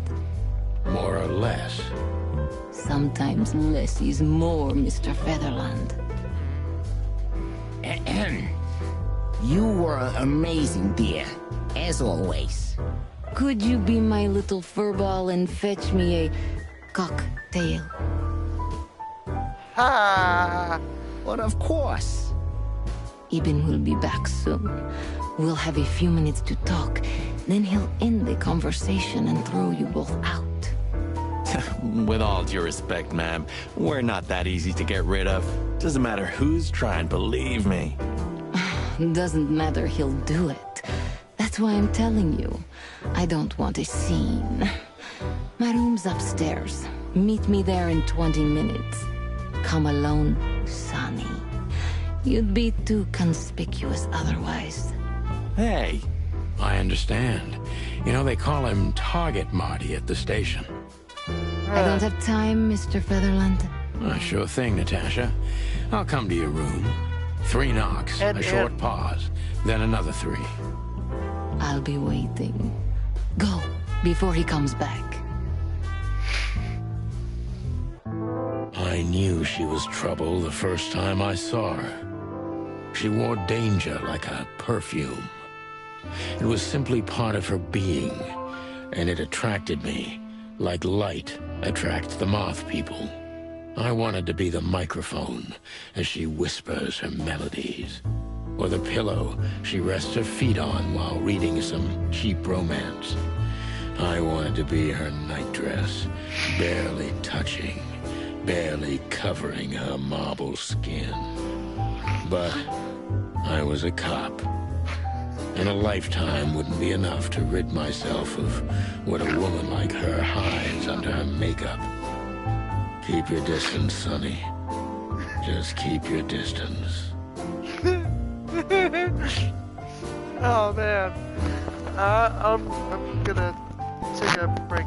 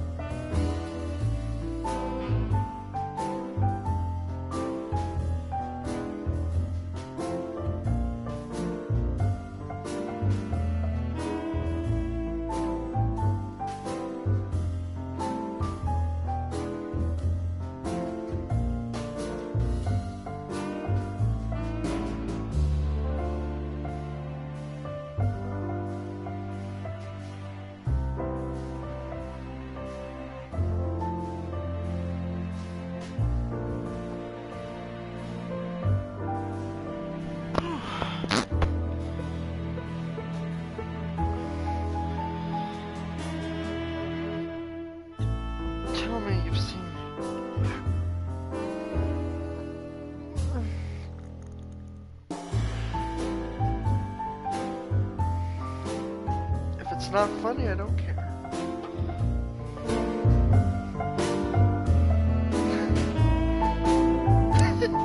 Is this her?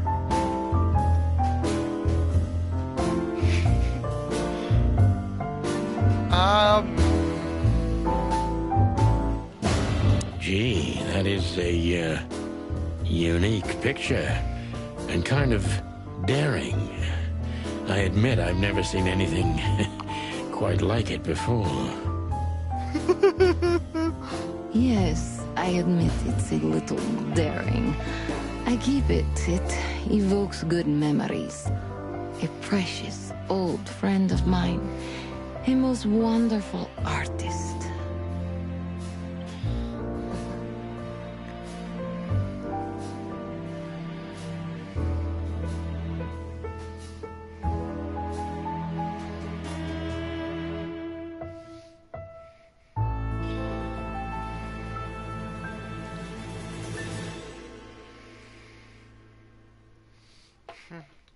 He's got an eye, that's for sure, considering his model. Was that supposed to be some kind of compliment? I don't know. I don't compliment often. Not on purpose, anyway. Oh, you're funny. I can't stop looking at this.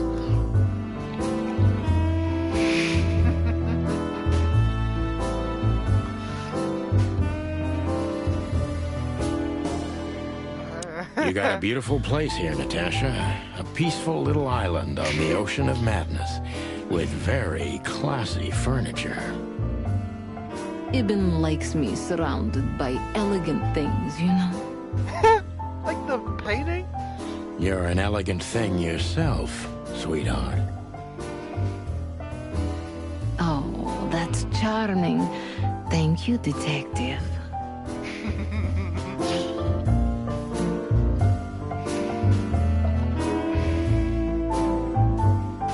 This was supposed to be a joke game, right? I bet you spend a lot of your time staring into the mirror. Do you even recognize yourself? Apart from the CG hand-drawn face. Maybe you were trying to be rude, but, you know, that's a very good question. Huh. I was just trying to be rude. Oh, really? Well, then I'm sorry. Don't mention it.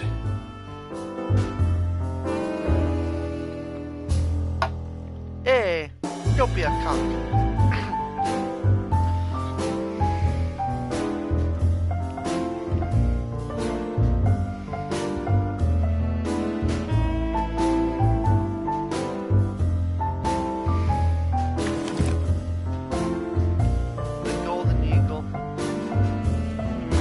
Come to daddy, darling. Well, aren't you gonna drink it?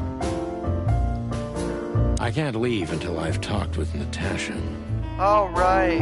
You need to talk with her. Whatever. How do you like your bourbon, Mr. Featherland? In a glass. But thanks, I had a couple before I came. I feel like this may be a long night. I hope it doesn't bother you if I have one myself. Up the ass? You got it. I get offended if women don't drink in my company.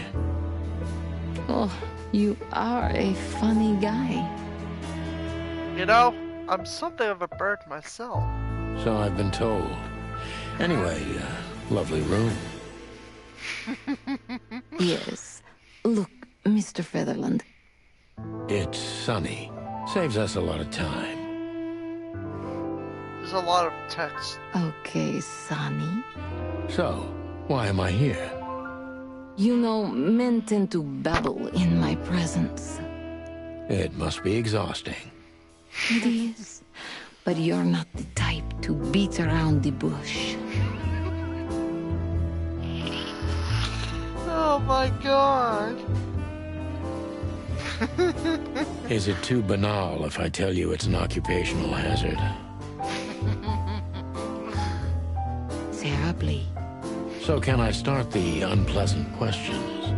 I I've asked you here so you can do what you do best. Really? I thought you asked because you wanted me to investigate for you. But if you'd rather be drinking... You do have a sense of humor. How reassuring. Only if I'm a bit hungover. That's usually quite common. Oh, please drop the act about being the alcoholic, heartbroken ex-cop, Sonny. It would undoubtedly suit you, but I've seen you scanning my room. From the second you set foot in here, you started working, and everything I say gets sorted in your brain. Am I right? That's a bit of an exaggeration, but yeah, it's something like that. Well then, Sonny, come at me. And in me. Oh, that's something I don't hear often. With pleasure. No! No, no, no, no, no, no! Oh!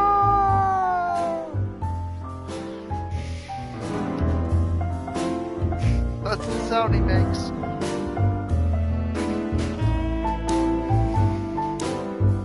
Natasha is a confident woman. I can exploit that. But I must be careful. Every part of her oozes danger. Stop it! Stop it with your double meanings.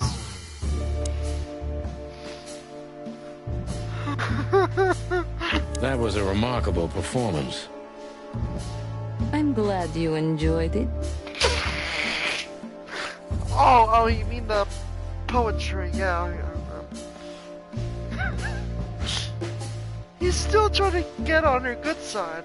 Do you perform here frequently? You're also the owner, if I'm not mistaken. Sadly, I don't have the time, but the stage still calls my name, and I perform just a few times a year, and always with a new song. So that was all the excitement. I have many admirers, if that's what you mean. Yes.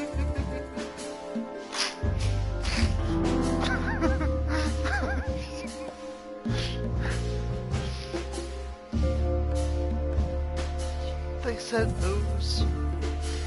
I don't know. The picture on the wall is quite daring. Only if you knew how old I was at the time. Jesus! I think I'm on a slippery slope here. Come on, don't be shy. Ask me. All right. How old were you? Come on, you can tell me. Did you really believe I'd tell you? What the fuck? I'm asking the questions, bitch. You're quite a player, aren't you? Life is anything but a game, detective. You tell me.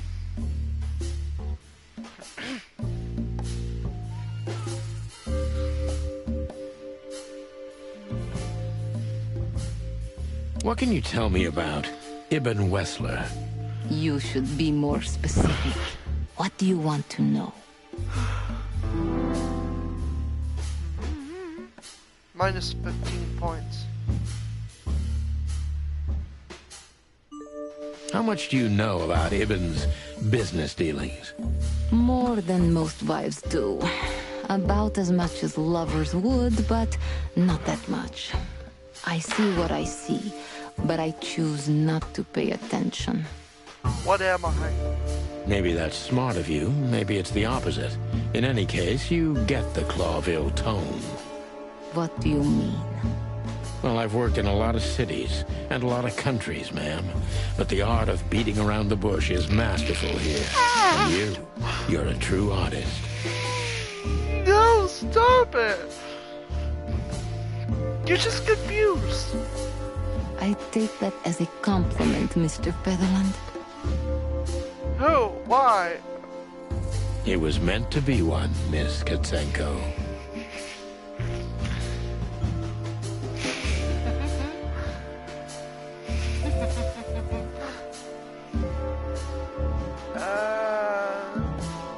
How does Ibn treat you nowadays? Like a prince treats a princess.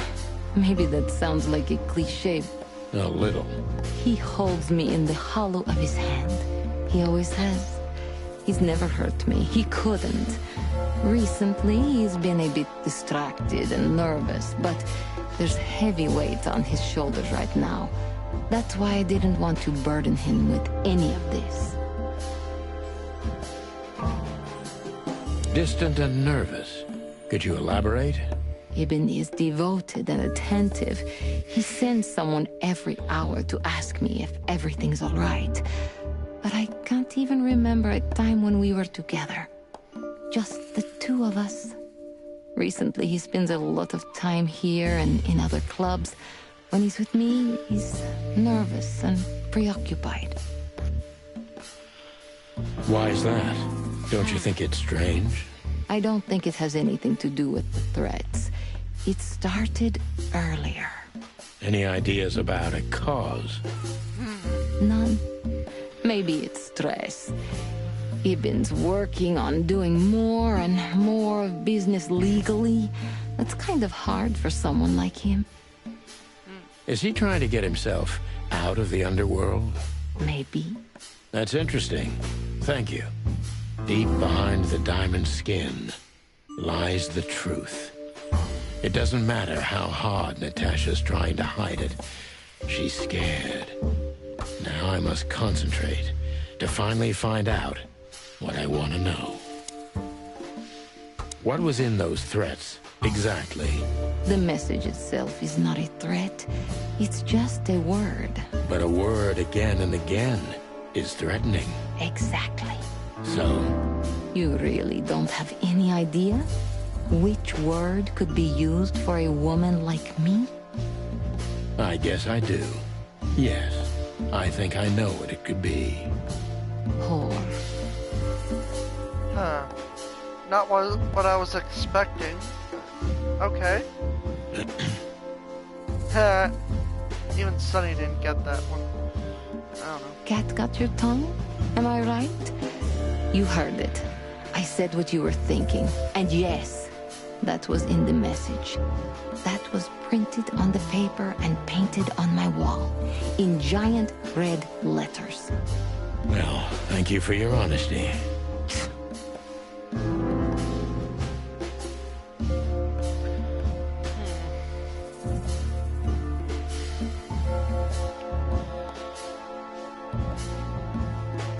No one's ever seen the culprit?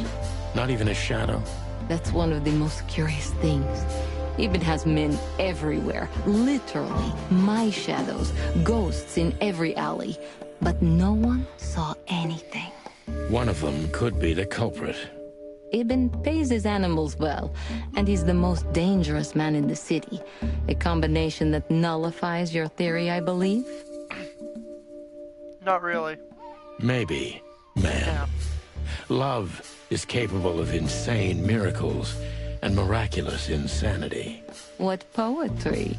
Did you ever think about writing a book? Never. I'm afraid I'd learn too much about myself. Maybe that's the point. I would read about you. Not like the chicken police Pulp Fiction. Furry hell. Do you read that trash? Like everyone else in the city. If it sells... Oh, great. I think it's flattering, even as badly written tales of heroes in the gutter. You enjoy it? Oh, just a little, Sonny. Just a little. Every word, every sentence. Oh.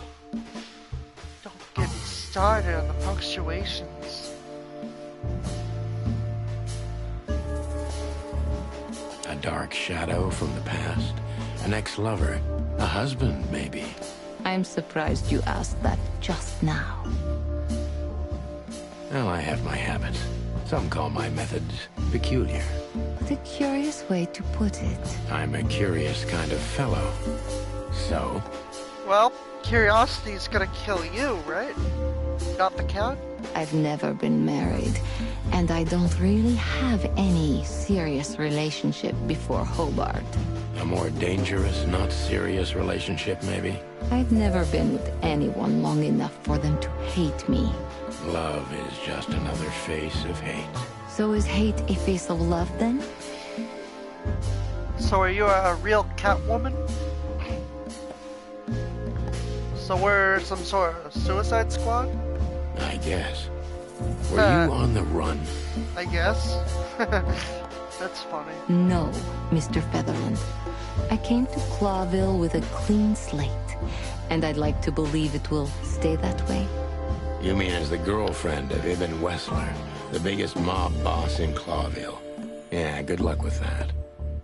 Natasha is a mysterious woman, but I must gouge out at least one of her secrets. Enough games. It's time to know why I'm here.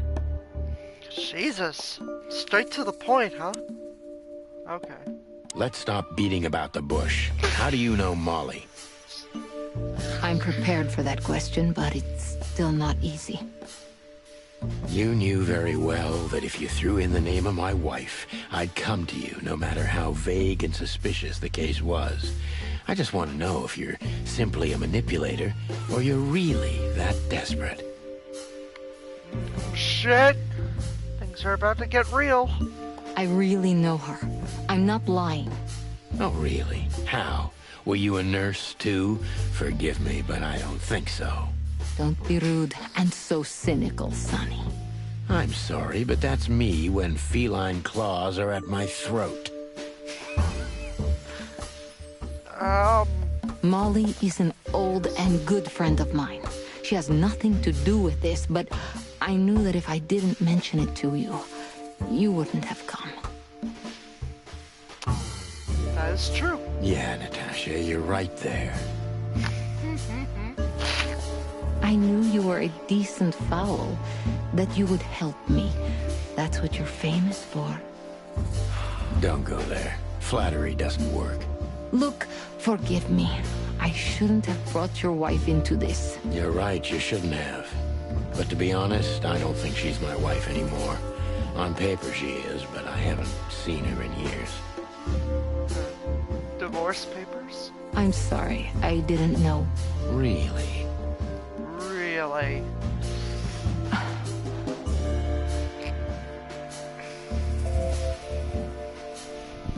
Come on, you can tell me. I did. I knew. I checked you out before I sent Deborah. Cluck me. This case is getting more and more intriguing. Should I kill her? You played me from the start, didn't you? It wasn't my intention. I'm an old cock, Natasha.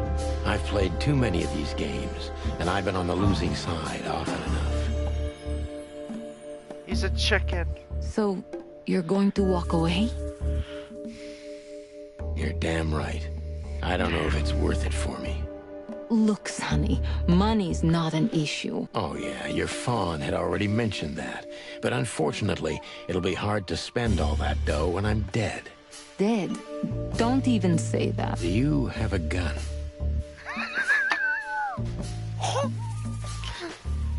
Well, he's gonna end it right here, guys. Me? Of course you, Natasha. Do you have it on you? Fucking shoot me, Natasha. Not at the moment. Well, let me give you some advice. Keep it with you, always. Maybe in your purse.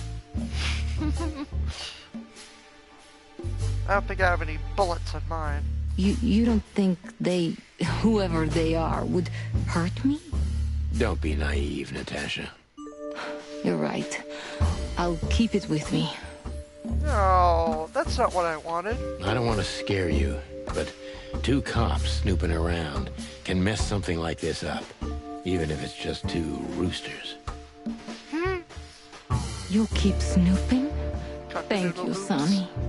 Maybe you're getting yourself into even deeper trouble with me. Thank me when this is all over.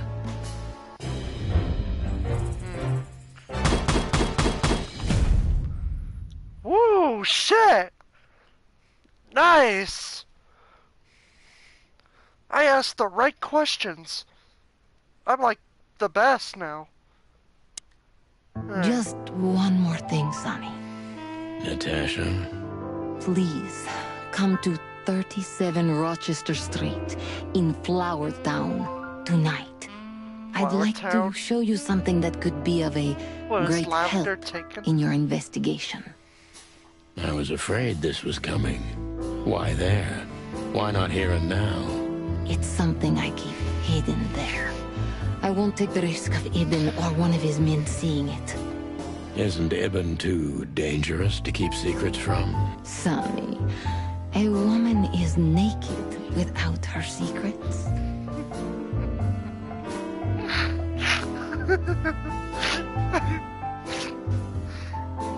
Sorry. It's a weird and dirty game. I knew you would understand. Oh yeah, I understand everything. So, when do we meet? The night is almost over. I'll be there in an hour. Don't be early, and don't be too late. Arrive precisely when you mean to. Look, Natasha, you know... Please, this is very important to me. Sure, I get it. I'll be there. Thank you. Until later, Natasha. Goodbye, Sonny.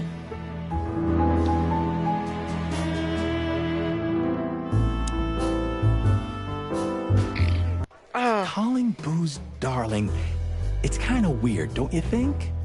Says someone who calls his gun collection his harem. Touche. I'll shut it. Good birdie. Woo! What? Never mind. Well? Weren't you supposed to be waiting in the car? What are you talking about? He wanted to ask how it went. I was bored to tears, Sonny. I also thought maybe something happened to you. The guy who plays around with his gun? Out of boredom? You thought Natasha had eaten me alive, huh? Well, who knows? You're such a fragile little thing. Dude, you're a guy. I'm too old for this, Marty. Then next time, leave the dangerous predators to me. Oh. I didn't mean that, Marty. I meant you.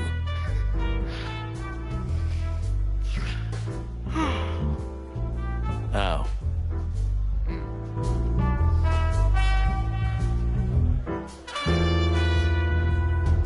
Shit. Hey, Marty, I bet you wouldn't dare to go up to him and ask if he hasn't seen your fur coat. What? Why? I'm mad, yeah, but not suicidal. Ah, are you chicken or what? He's clearly a chicken.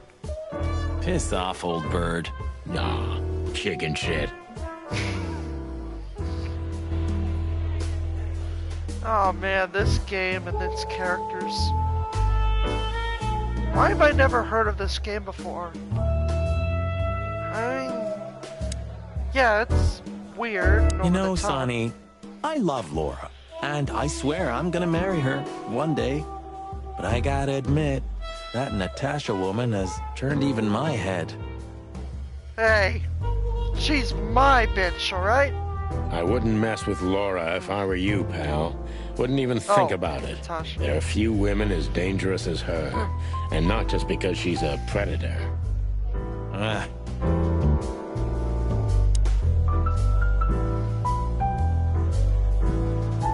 Where's the back room in this?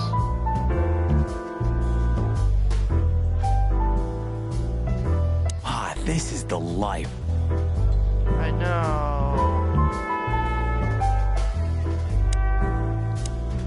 Oh, it's you. How can I help you, gentlemen? Look, we really don't want to dig into your personal life, but... But what exactly is my relationship with Mr. Wessler? And how close am I to him? You don't beat around the bush, ma'am. Stop saying that! Well, actually, I remember. You beating her? I don't have time to chit-chat, Mr. Featherland. So yes, I'm not one to beat around the bush. And no, I'm not sleeping with Mr. Wessler. Well, thanks for the quick and straight answer. Anything else?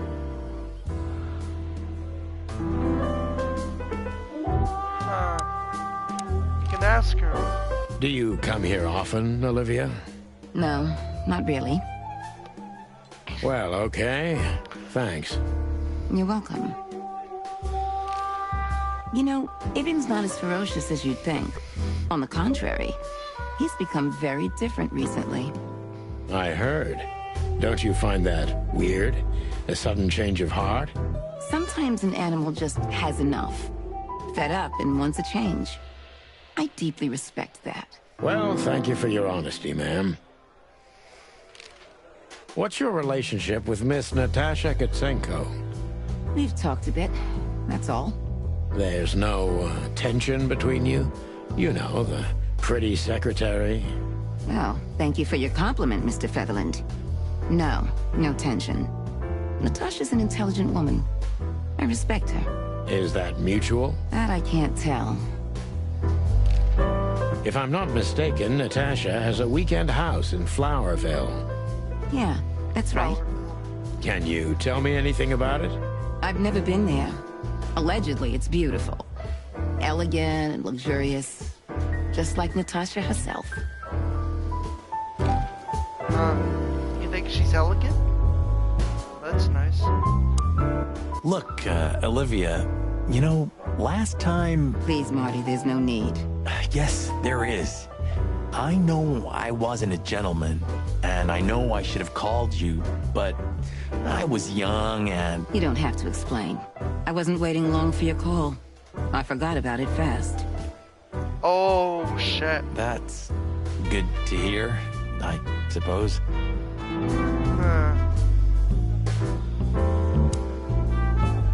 Excuse me, pal. My name is Santino Featherland. Gabriel, what do you want? Chickens. Do you happen to know where Mr. Wessler went? Do you take me for a fool? Get out of here while I'm in a good mood, birds. Okay. Thanks, big boy.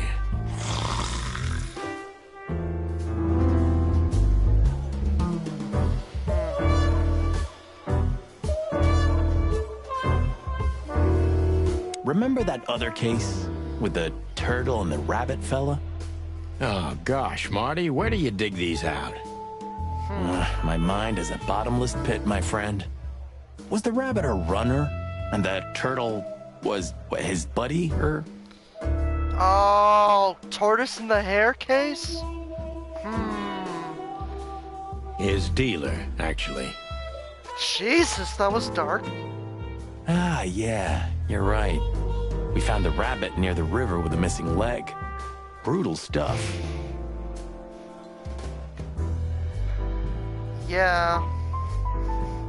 After the rabbit wins the race, he and the turtle had a little, you know, little bit of pick-me-up. 2 missing legs, actually, but yeah. Jesus. What happened with the turtle in the end? It's a little bit blurry. He lost, right? Your bottomless pit of a mind is a dark and sad little place. The turtle thought he would run faster if he ate the legs of the rabbit. Jesus! You know what? This city's seriously fucked up.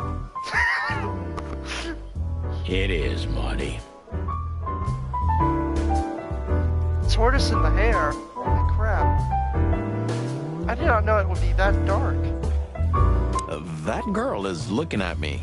She's just looking at anyone whose glass is empty, Marty. That's all. No, Sonny. She was staring at me, like, hard. Now, I saw it. Marty, you're imagining things. Oh, wait a second. You see that, right?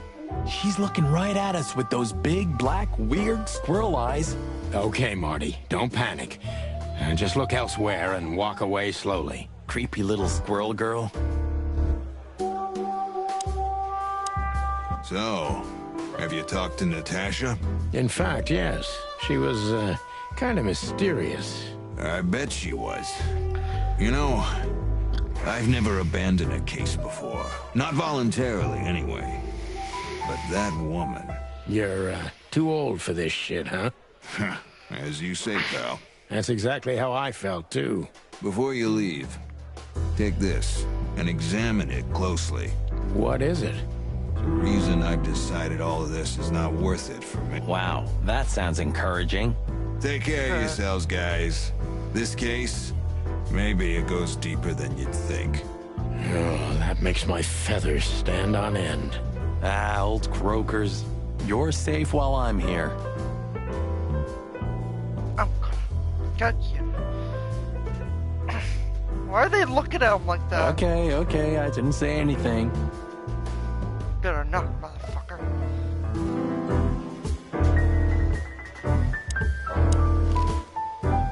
The truth is, Ibn's a dirty bastard. But he's likable. It must be his charisma that snared Natasha. Maybe there's more to it than simple wild love. Who knows? Animals commit the dirtiest of deeds for wild love.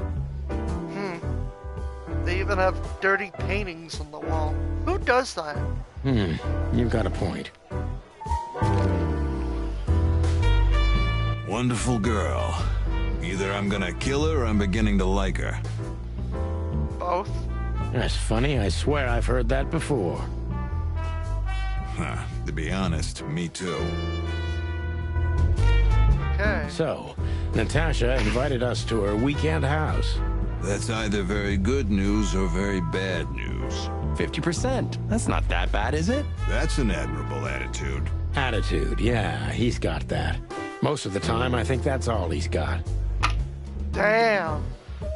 Hey. Who is this woman anyway? She's like Ibn's shadow. Nobody knows anything about her. I don't know if she has anything to do with the case, but it's worth keeping an eye on her anyway. More women, more trouble. You already fantasizing. Even the sight of young women make me tired.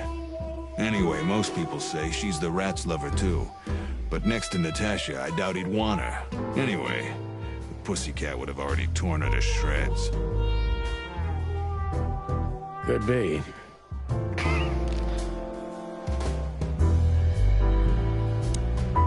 Take care of yourself, old bird. You're one to talk.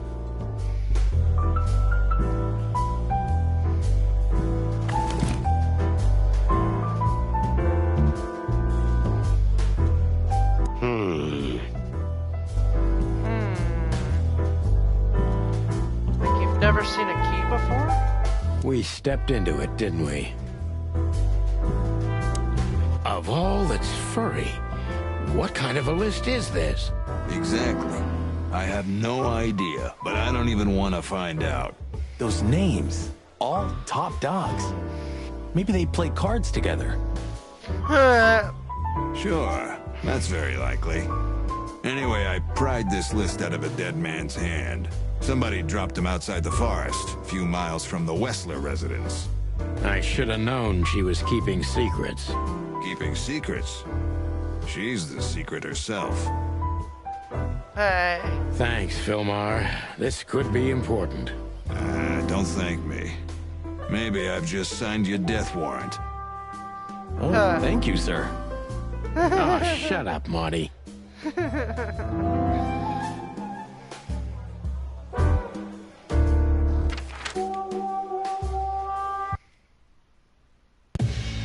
Well, if there's one thing I'd learned during 20 years of detective work, it's that if someone wants to meet you at a remote location at night, you should bring an army for backup.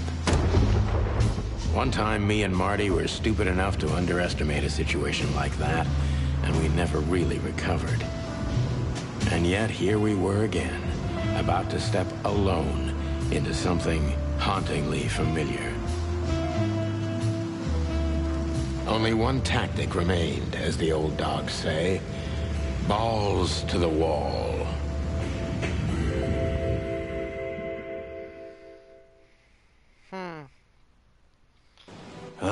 This place gives me the creeps. I wouldn't say I like it either. Let's take a look around before we go inside. Textbook. I'm telling you, it's a trap. It's a trap. Shut up, Marty. Oh. Not yet. First, let's look around. Carefully. Okay, Boss Bird. So, this is the word. What can I say? The message is loud and clear.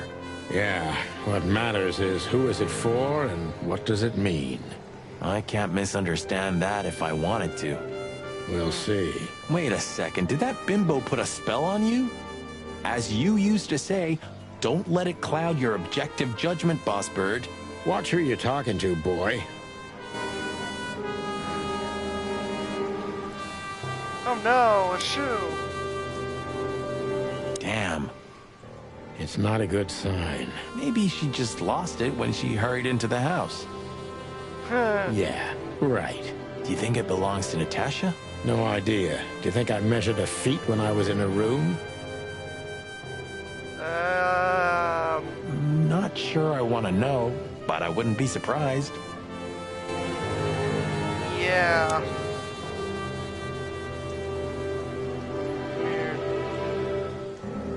Marty, before we enter, did you bring Big Bertha? Of course. She's in the trunk. It's time to get Her Majesty out. That's what I like to hear. Marty, of course. Marty, of course.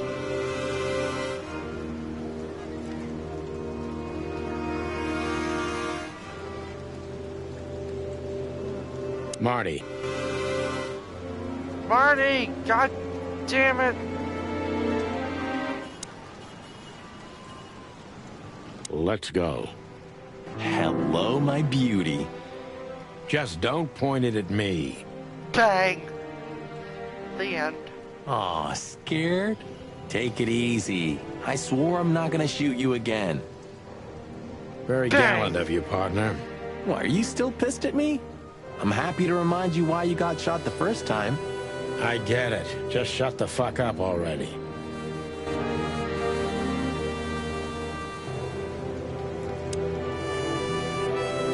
It's the nothing. What was that? Forget it. Just an old quote from a movie. It means it's fucking dark in here. Flashlight. I didn't bring one. Me neither. What a pair of fucking professionals. Yep. But you do have a shotgun with you. We should have shotguns for this kind of deal. Is that from an old movie? No, it's an original. Figures. Huh.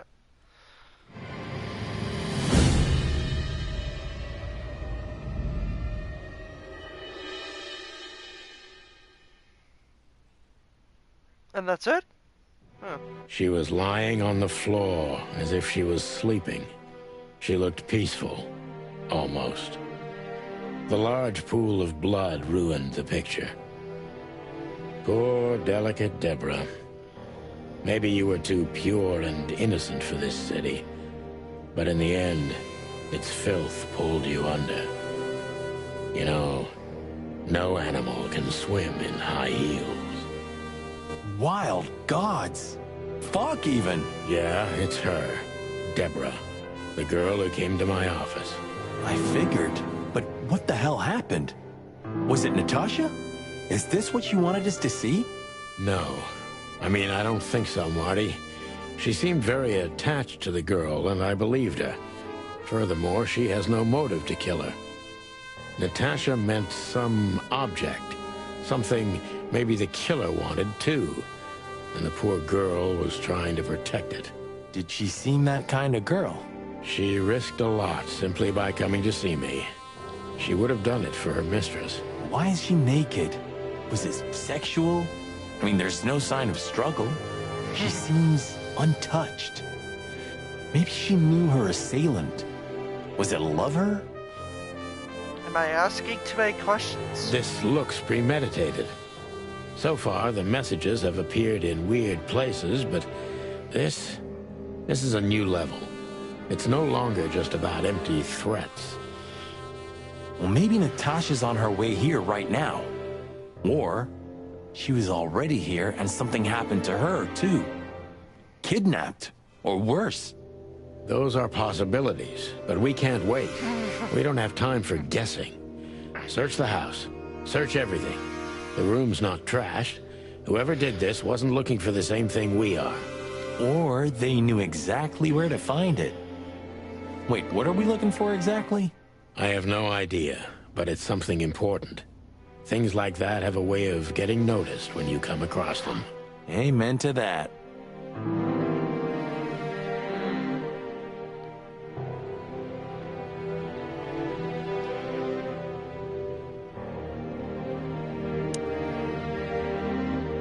It's an exceptionally beautiful piece.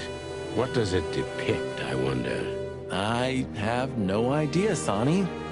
It's so art, I'm scared to have an opinion.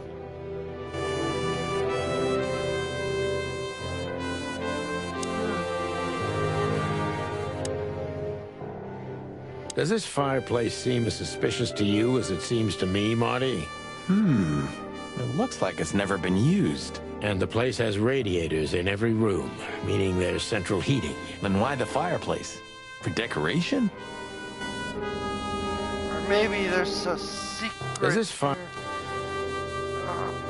I mean, there's gotta be some secret, thing around here, right? No? It's useful. Useless. This... What is this exactly? It's art. A human. Mythical creature. Quite the cult in Iveria. The whole country's full of these statues. What? We're mythical creatures now? What the fuck? Does it mean anything? They say humans are the keepers of secrets and the messengers of chaos and destruction. Heck me. You don't think... Let's take a closer look. Apparently, we don't exist anymore. Molly loved things like... How about this one here goes missing and, Don't even finish that sentence, Marty. A world where animals dominate everything and humans don't exist? Damn, just like in the adventure books. Rich animals are all insane. You have a point. You can't be serious. Is this some kind of... Yeah, it's a riddle, Marty. But it doesn't make any sense. Why use something as simple as this when a 4-digit number is almost impossible? An idle whim, or the riddle has a meaning?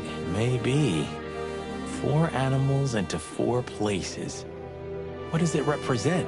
Think, Marty. Where did we see 4 animals holding something in their hands?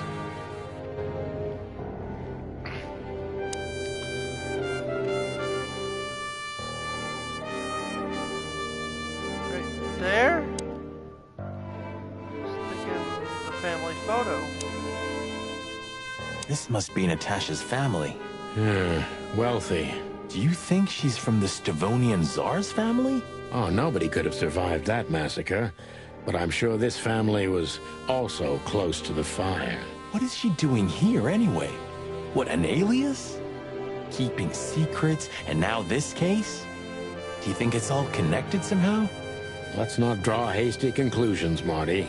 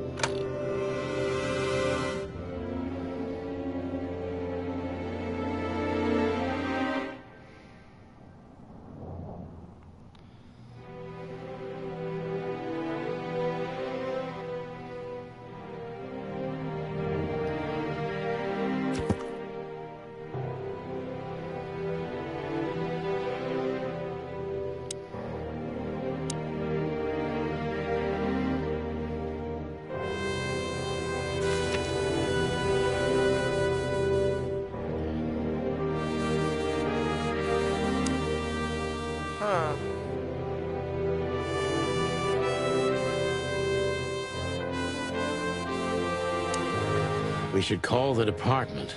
Anonymously, of course. Do you still remember the number? I haven't called my own workplace in years. Cretin. Of course I remember. 555-111. Is it? Since when? Since they invented the telephone.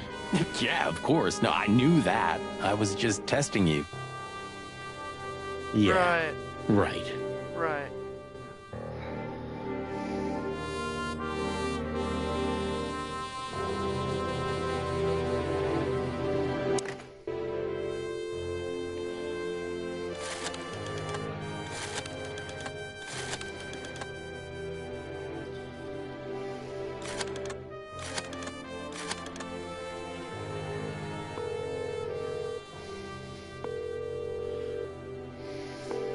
Corvo PD, how can I help you? I found a corpse. A woman. She's dead. Cold. The address is Rochester Street, 37, Flowerville. Sir, please, would you repeat that? Rochester Street, 37. Write it down and hurry up for the sake of the wild ones. Hurry! Hurry! Like a pro. Yep, like I've done it before. Oh, yeah. I almost forgot. How can you forget a case like that? How many times have you seen a three-headed monkey in your life? I have a memory of a chicken, you know? That's for sure. Now let's get the hell out of here.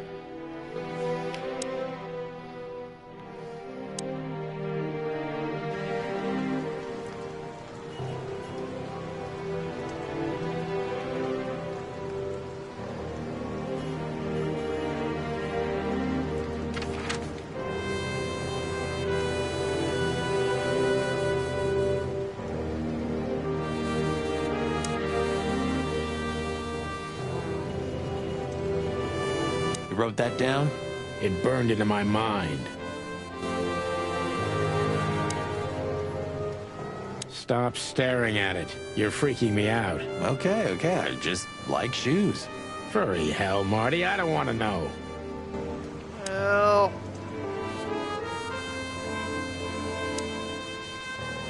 You like sniffing shoes, huh?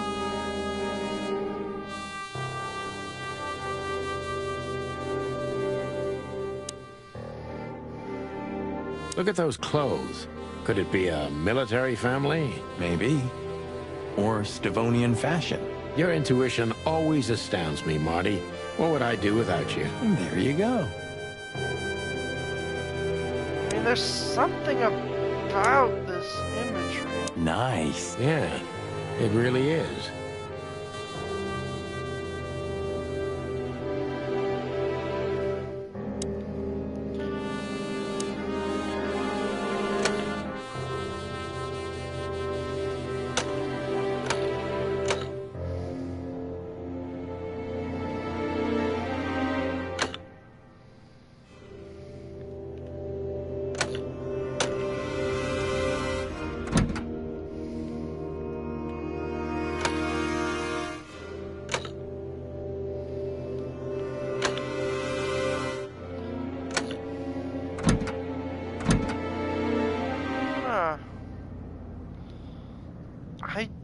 I don't even know the combination of that. The message. Here, too. Yes, but this isn't about Deborah, and wasn't meant for her. It was meant for Natasha. Obviously. What have we gotten ourselves into, Sonny? I don't know, Marty, but let's get ourselves out of it as soon as possible. Wait, what? What was that? Beside the pillow. Anything interesting in there? Yeah, I think there is. A clue? Oh no shit, it's a clue.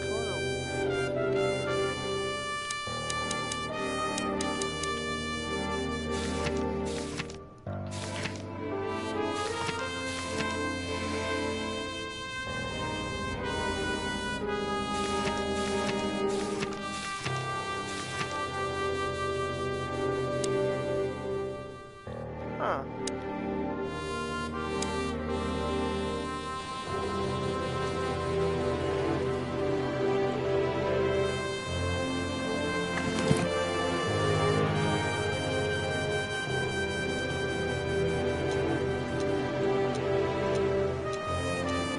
SN. Could be the initials of a person, a place, a company, or a club. Too many possibilities. But we must find out where it's from.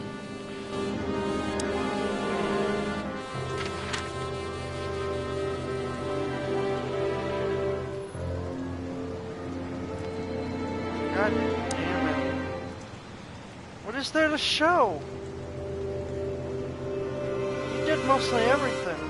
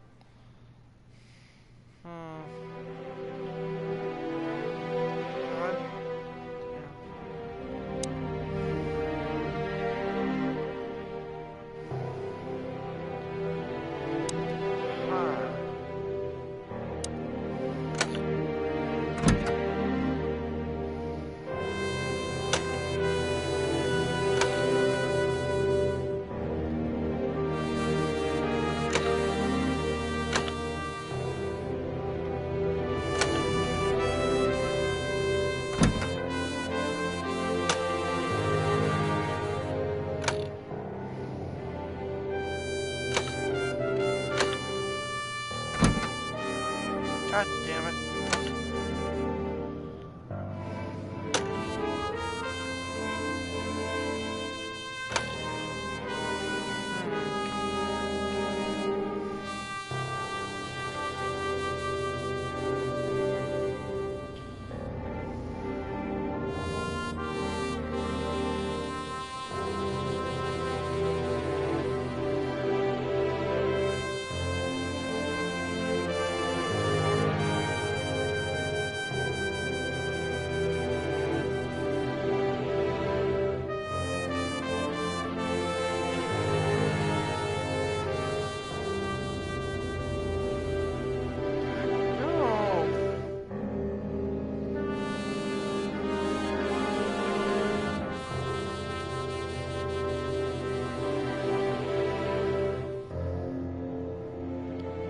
Click it on.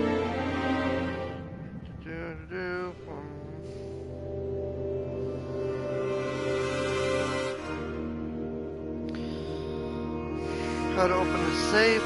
Stork, lion, ram, fox.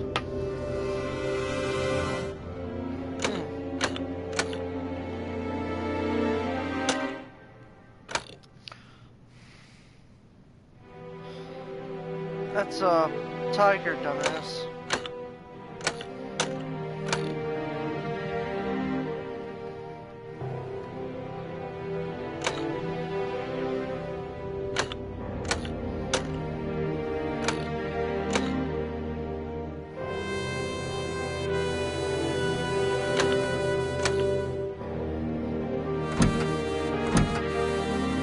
That's not a fox, is it?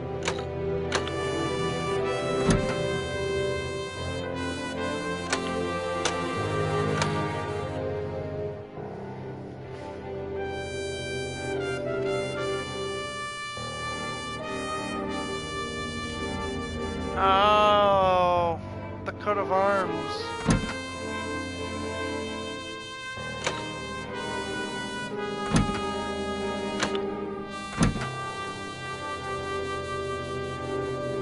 Top lip. Left below is a lion.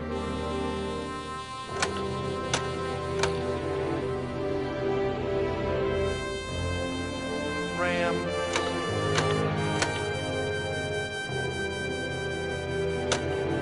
Fox at the bottom. Son of a bitch! You didn't say the magic word! Presto! Hello there. What could this be? Maybe a piece of a painting. And there's some kind of squiggle on it. The signature of the painter? Yeah, I can't make it out.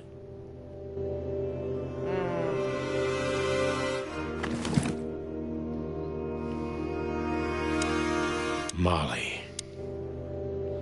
No, she didn't do it. It's a piece of a painting. Judging by how well it was hidden, I'm sure this is what Natasha wanted to show us. So a piece of a painting? That's it? And what's that smear on it? It's too illegible to be a signature. It could be anything. Well, maybe Natasha can help us. After all, this is what she wanted to show us, isn't it? Well, that's if we find her. She should be here by now. True. Well, then what's next? How about we peck around town some more?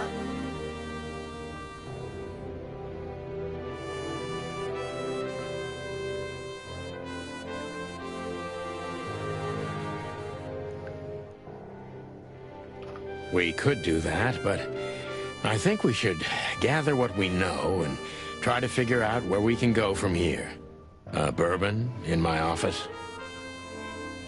You know what? After all this, I could use a drink.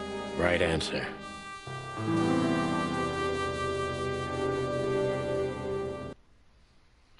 Well, that's it for this episode. If you enjoyed it, be sure to like, comment, subscribe, and see you next time. This is Arcanine signing off. See you later.